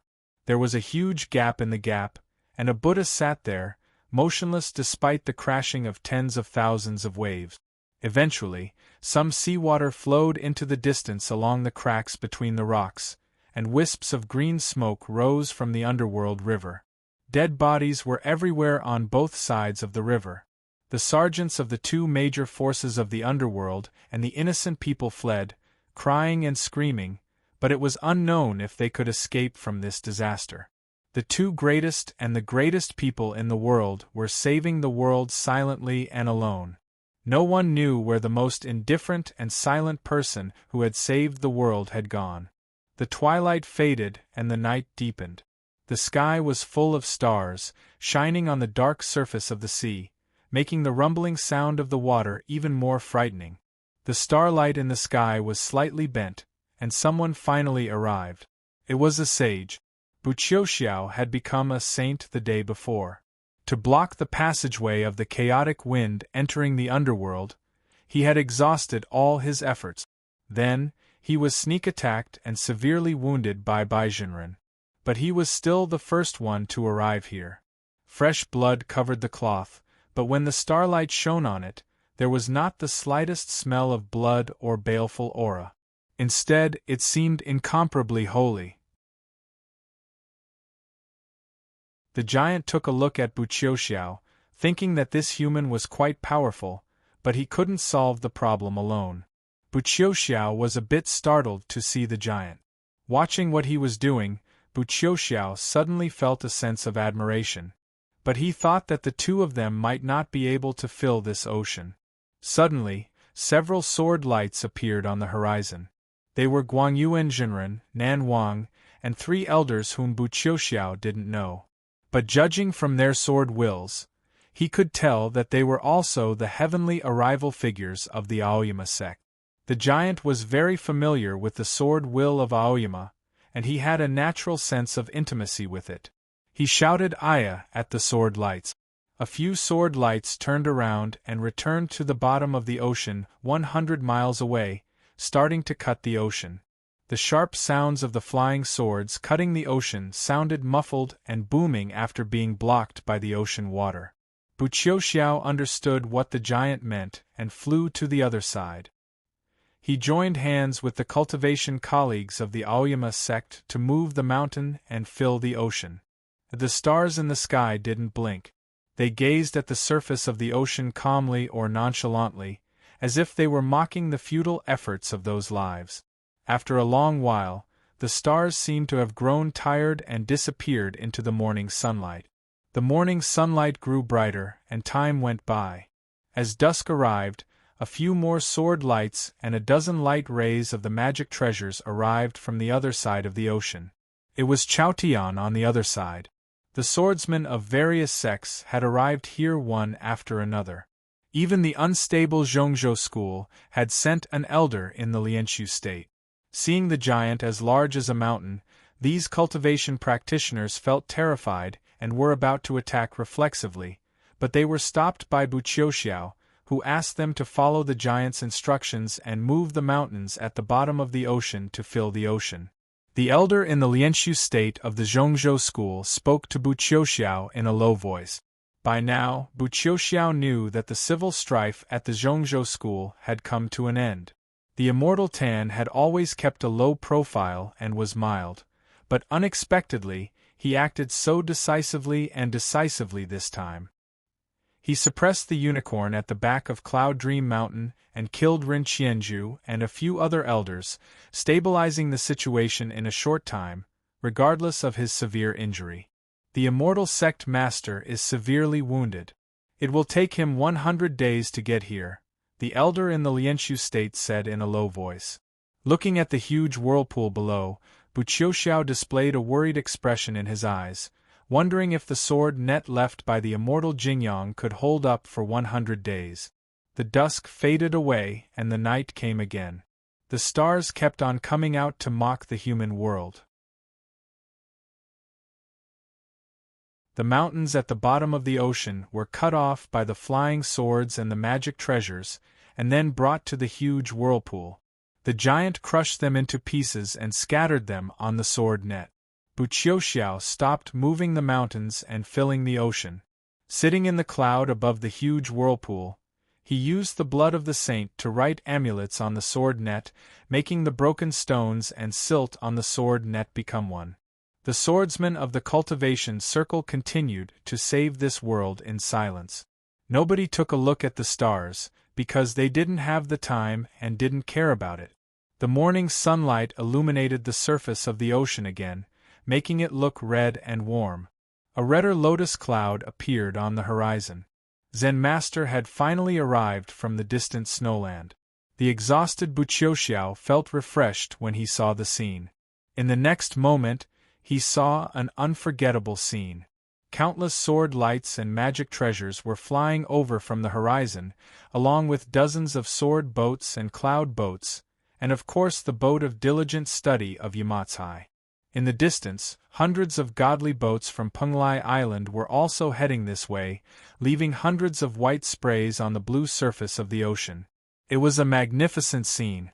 As this world was on the verge of destruction, all the human cultivation practitioners had arrived, including some powerful demons.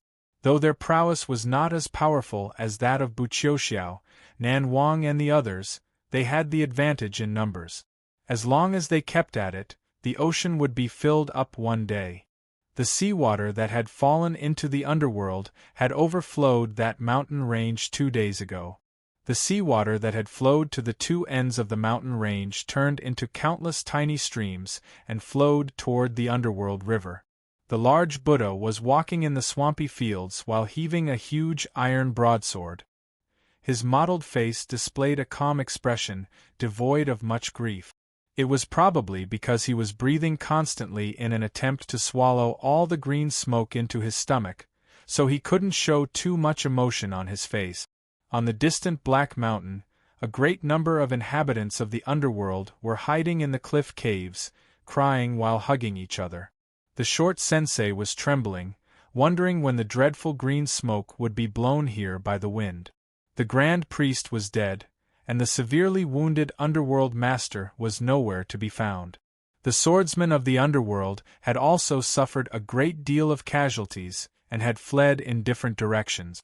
Nobody paid any attention to these pitiful inhabitants of the underworld.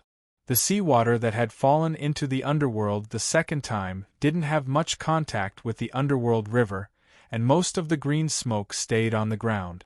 Only a small part of it rose up into the sky, passing through the heavenly well along with the gentle wind. A figure dropped down from the green smoke.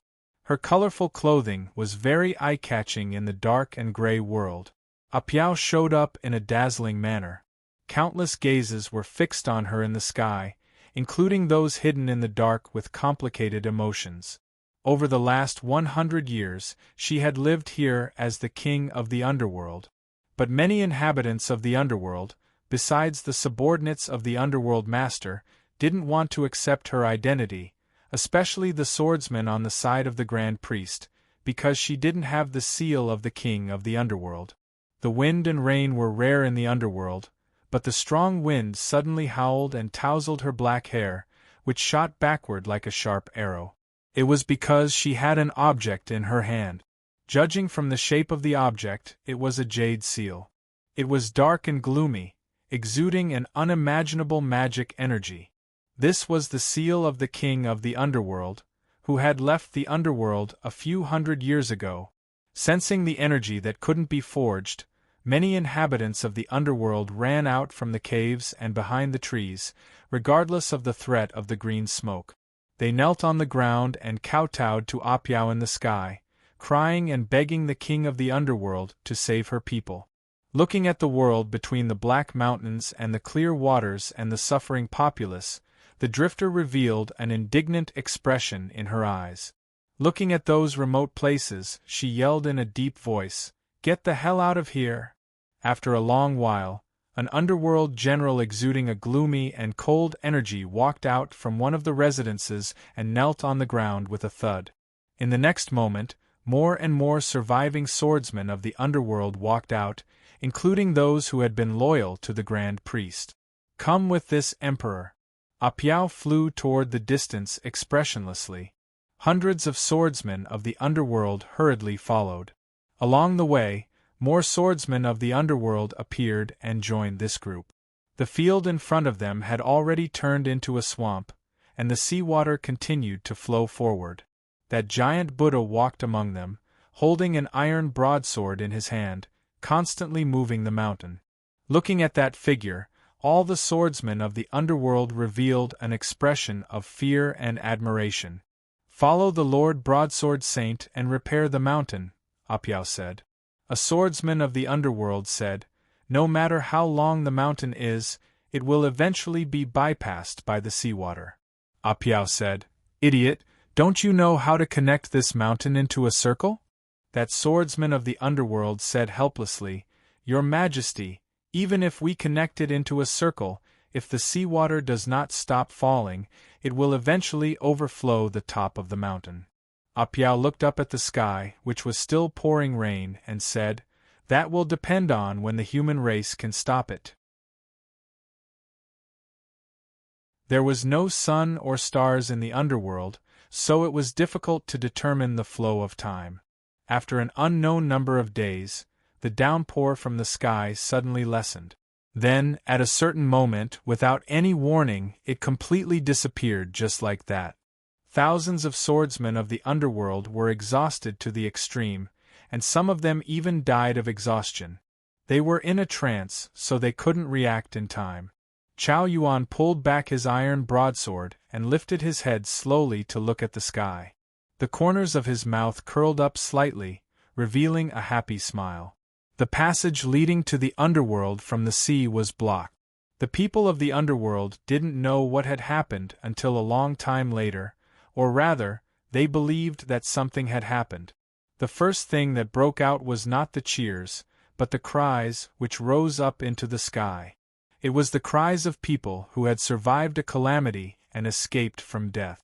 The seawater that had fallen into the underworld had formed a large lake surrounded by the interconnected mountain ranges. This large lake had no scenery to speak of, but it was vast and boundless. The underworld called it Huluan. It meant a lake as big as the sea. Apiao came to the shore of Huluan Lake.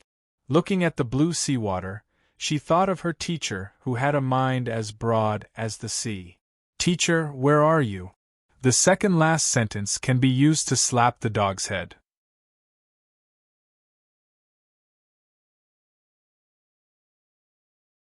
Chapter 732. I said I've recovered this chapter.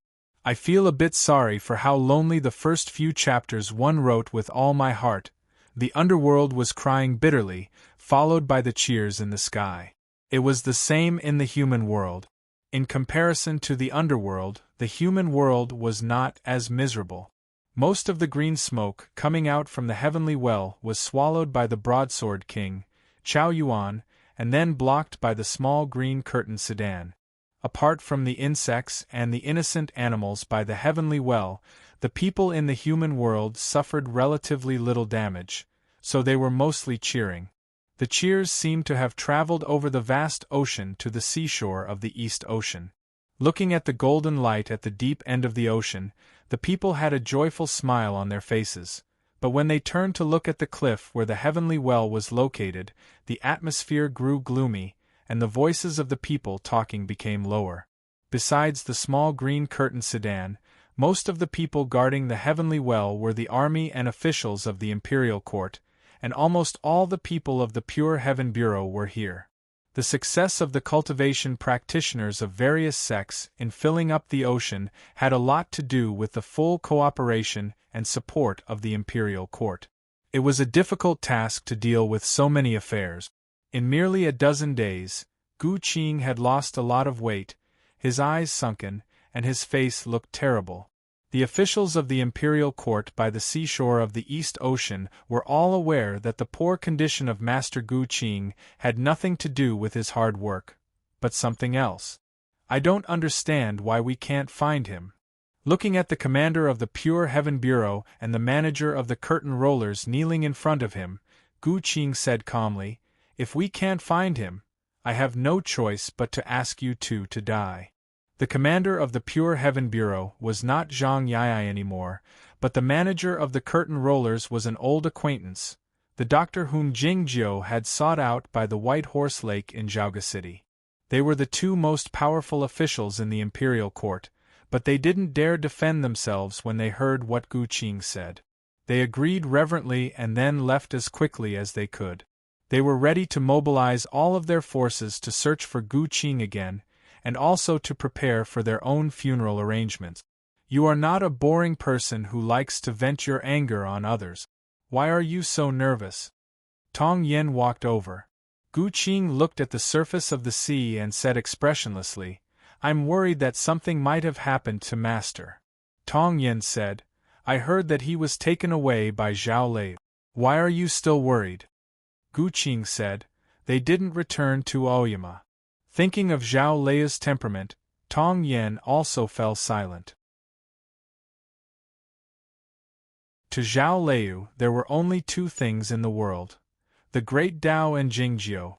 Since she did not bring Jingjiu back to Aoyama and did not leave any trace of her whereabouts, it meant that she was sure that Jingjiu's current problem could not be solved even in Aoyama. The sea was boundless, and so was the snowfield.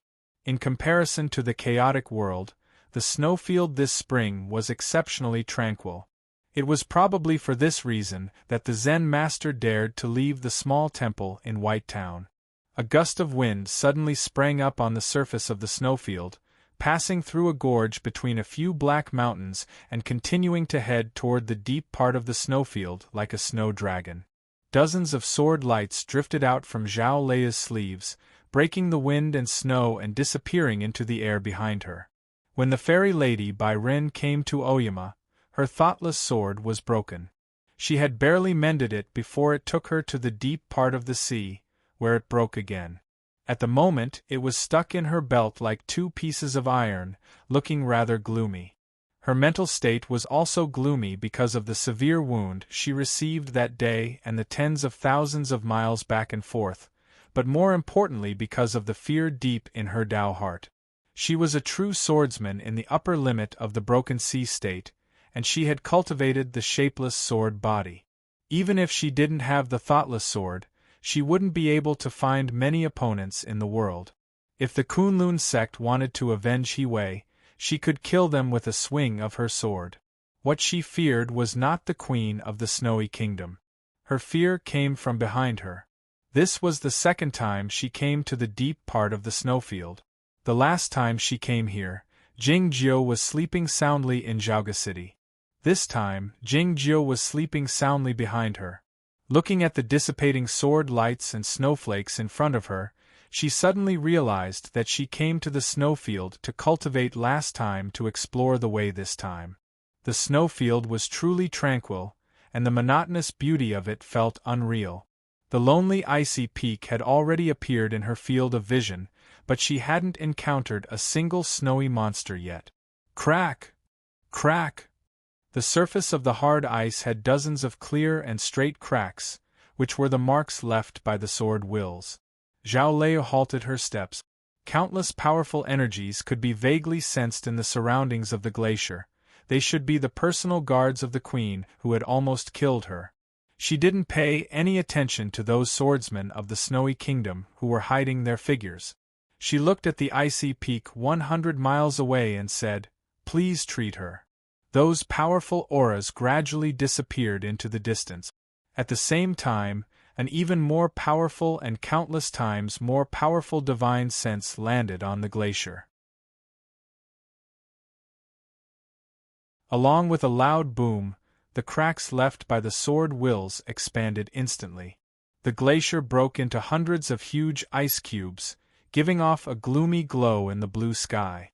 Such a powerful spiritual awareness could only belong to the Queen of the Snowy Kingdom. The Queen was always the being of the highest state in Chaotian, be it in the past or at the present. The spiritual awareness was full of a condescending and mocking intent. "I didn't kill you last time because I hoped you could walk out of the snowland alive. It was merely because I was curious about you. Do you think you have some kind of friendship with me? How dare you come here to ask me for help?" Zhao Lei said to the icy peak, "Last time you said that we are very similar, that we are not replacements, and that we will grow stronger and defeat those who created us.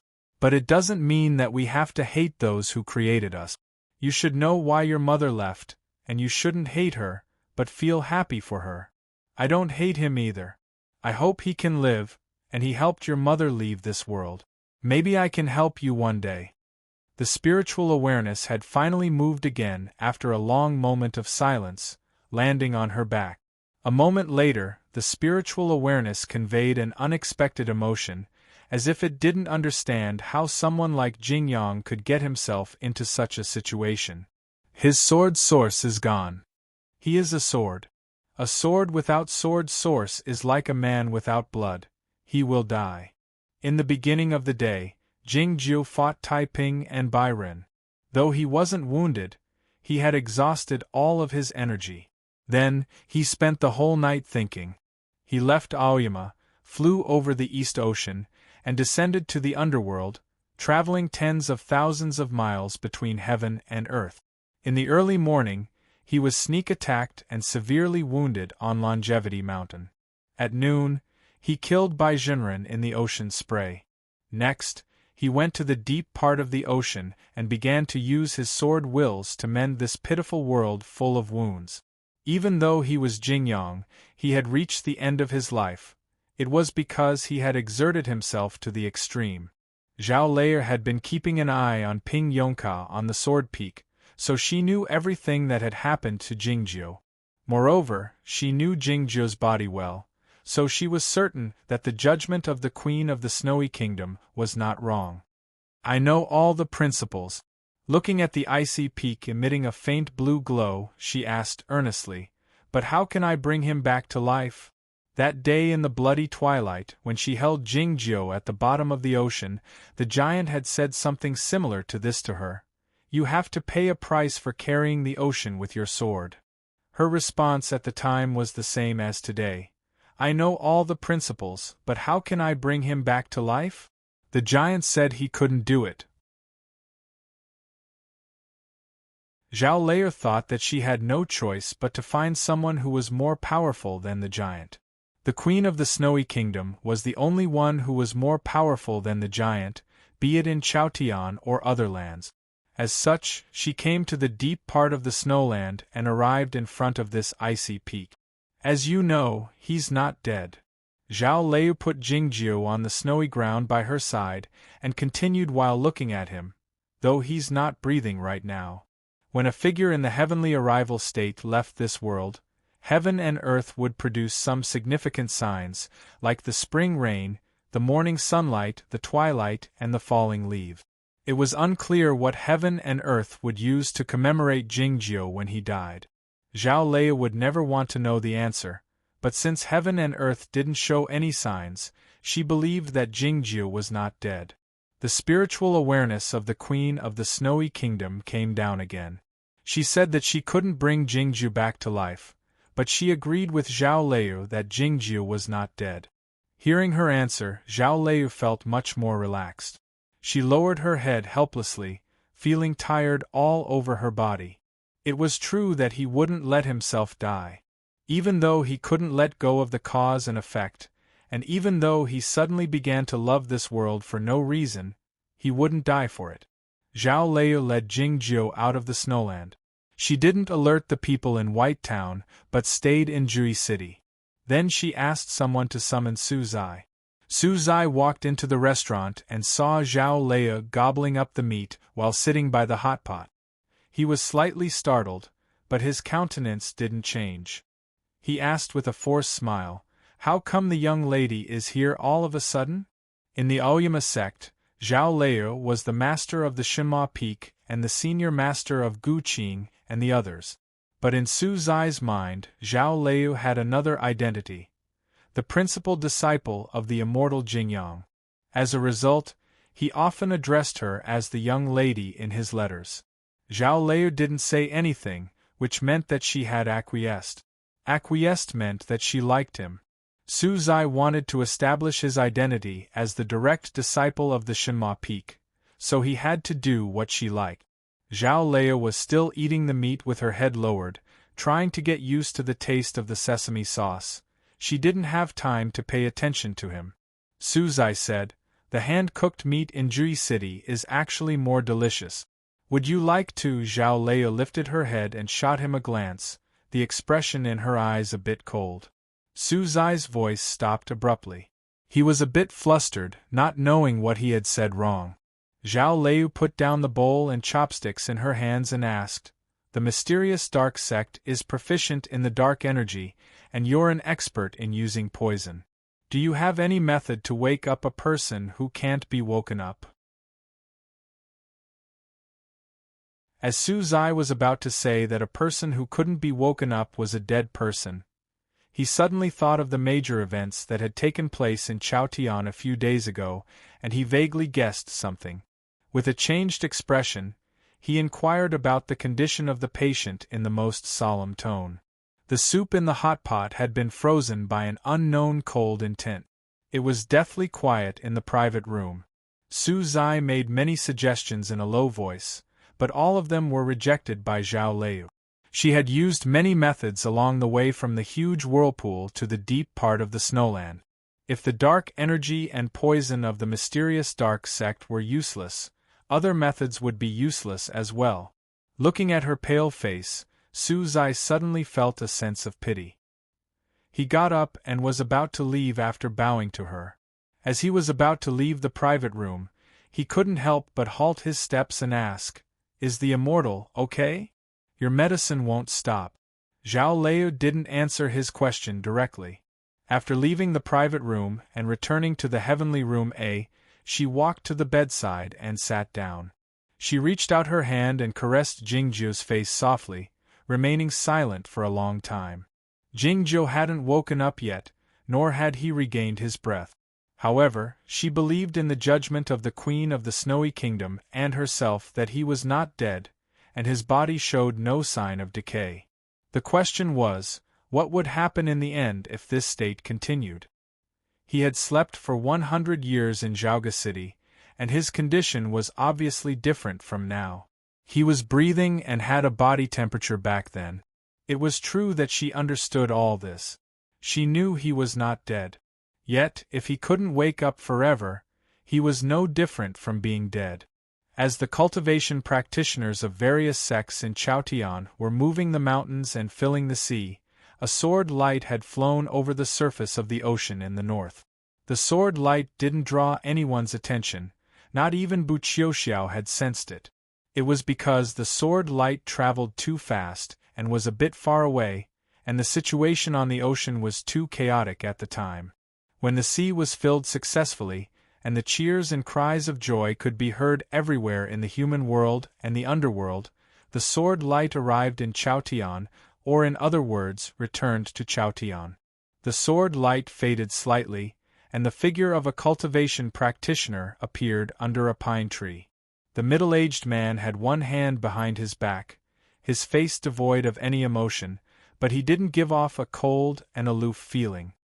He looked like a carved stone statue. After leaving the pine tree, the middle-aged man came to the official road. There was a sign hanging by the side of a restaurant. Seeing the words on the sign, the expression in the middle-aged man's eyes changed. Those words that could be seen everywhere seemed to be more impressive than the great work of filling the sea at the huge whirlpool. A few merchants were eating in the restaurant. It seemed that they disliked the monotonous dishes, and they kept on swearing about the Dongi Daoist sect. "Hey! That hunter over there, the pheasant in your hand looks pretty good. How much is it?" "Not bad. It's good for stewing soup. You people don't know anything about food. The pheasant bones are the most delicious when fried. They go well with wine." The middle-aged man was taken aback. He finally understood what these people were talking about when he looked at the dark phoenix in his hand.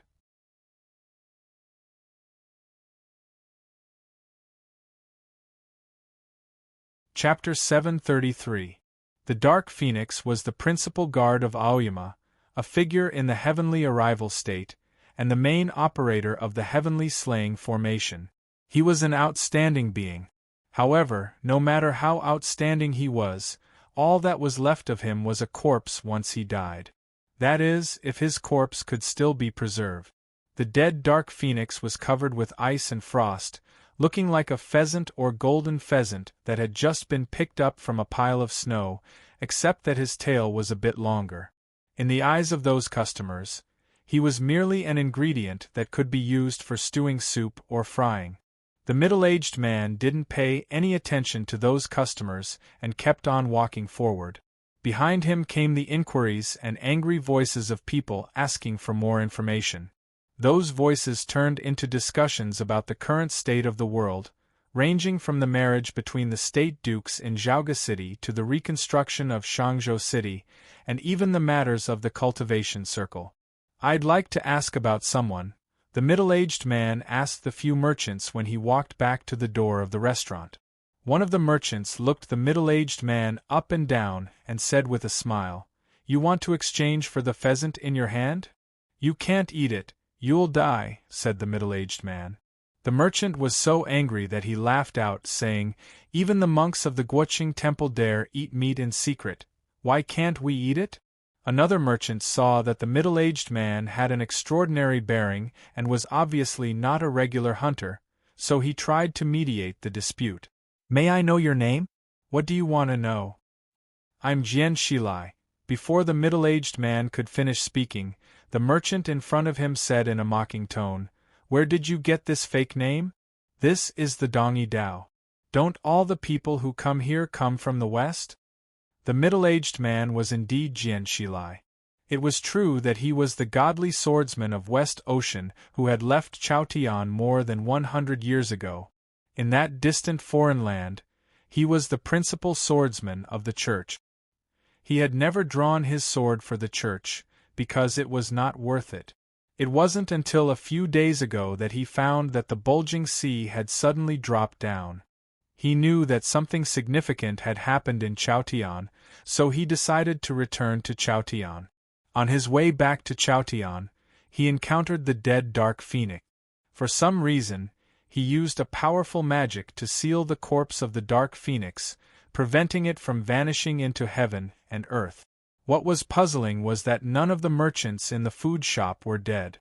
He went to a sect of the Dongyi Dao and learned what had happened in Chaotian easily. He was not interested in the major events that shook the world, whether it was Taiping Zhenren's ambition, by Zhenren's ambition, the immortals who were tricked into coming down, or the cultivator's magnificent feat of filling up the sea. He only cared about where Jingjiu had gone. He had returned this time to test his sword against Jingjiu, but Jingjiu had suddenly disappeared. How could this be? He left the Dongyi Dao and started searching for Jingjiu in Chaotian. Holding the Dark Phoenix in his hand, he looked like a lonely hunter who had left his hometown. The godly swordsman of West Ocean was the most powerful cultivation practitioner in Chaotian back then. He was almost as powerful as his master, the great grandmaster of the foggy island, Nanchu. If he hadn't been wounded by Lu Ci with the all-in-one sword, he wouldn't have left Chaotian so easily. He had returned to Chaotian after more than 100 years. It was unclear what kind of cultivation state he had reached. Zhao Liu didn't know that such a swordsman was searching for Jingjiu. She was still searching for a way to wake up Jingjiu. After leaving Jui City, she went to the 3000 nunnery outside Diuan City. Seeing her arrive, the nuns of the nunnery withdrew the formation hastily, and they didn't dare take a look at her. She came to the corridor where the morning sunlight had dispersed and walked into the meditation room with the round window. She put Jingjiu by Zhao's side. As the natural worm silks were about to disperse, Zhao's face was exposed. She was still as beautiful and attractive as before. Zhao Liu looked at that face for a long time. She had an inexplicable emotion in her heart, and she couldn't even figure it out herself. It had been more than 100 years since the Battle of Zhaoga City, but it was merely a moment for her. She reached out her hand to grab her dusty and messy short hair, and stopped thinking about these things. She took off Jingjiu's clothes roughly, and observed the wound on his waist for a while. Then she reached out her hand to grab some natural worm silk from the side of Zhao's face. That night, she came to the lakeside through the round window after finishing her work. She washed her hands carefully in the water. Qing landed on a tree branch by the lakeside while flapping her transparent wings. "Are you sure this will work?" she asked Zhao Liu. After a moment of silence, Zhao Liu said, "If the cause and effect is a thread, maybe it can be connected." Qing said, "You know it's not the case. Besides, shouldn't you wash your hands before you sew his wound instead of doing it now?" Zhao Liu waved her hand impatiently, saying, "I don't know how to sew to begin with. I can sew it casually. Do you expect me to sew it well?" Qing was aware that Zhao Liu was in a bad mood. She said that she would wash her hands in order to cheer her up. She sighed gloomily and flew into the meditation room. She had already checked on Jingjiu's condition. It was indeed different from the time he fell asleep in Zhaoga City. His spiritual soul couldn't be guided to the green sky mirror, and she couldn't find a way to do it in the mirror. The sound of someone falling into the water suddenly occurred outside the window. Qing spun her head around and saw Zhao Lei jump into the lake. Of course, she didn't intend to commit suicide. A swordsman in the upper limit of the Broken Sea state couldn't drown in the lake even if he wanted to, even if the lake was a blue lake. Zhao Lei took a bath in the lake. She washed her hair very carefully. Then, she sat on the stone bench by the lake all night while hugging her knees. The next morning, she walked into the meditation room. After making sure that Jingzhou had no sign of waking up, she said to Qing "Please inform Aoyama that we're going back and send someone to pick us up." Qing noticed that her eyes were a bit red, indicating that she had cried. She didn't dare say anything more, flapping her wings and flying out of the window. The middle-aged man walked in Chaotian while carrying the dead dark phoenix in his hand. At the same time, he calculated the whereabouts of Jingzhou. As he came to the outskirts of Zhaoga City and saw the wild flowers all over the ground, he figured out Jingzhou's current condition. The person who could solve the problem was in the snowland, so he went to the snowland and happened to pass by Diyuan City. He saw the traces of a blue bird flying over in the sky. "Oh, he's here," he said after lifting his head to take a look.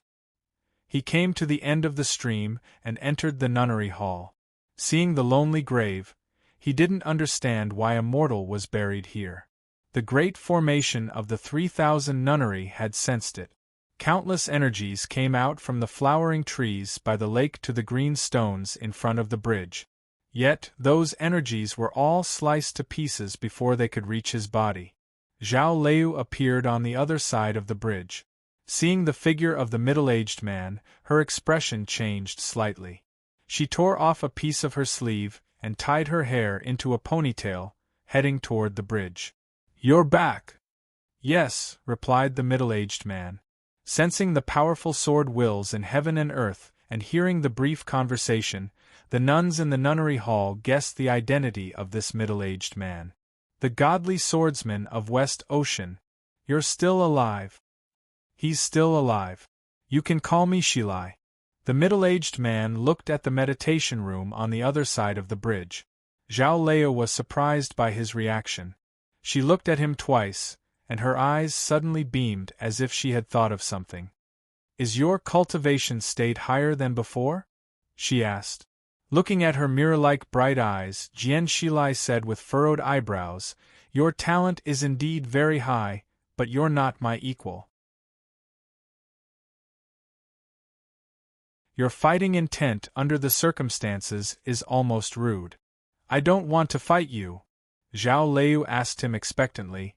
"Your cultivation state is so high now. Do you have any way to wake him up?" You're tuning in to the Phoenix Knights YouTube channel. Don't forget to subscribe and join us on this journey to catch the most captivating stories.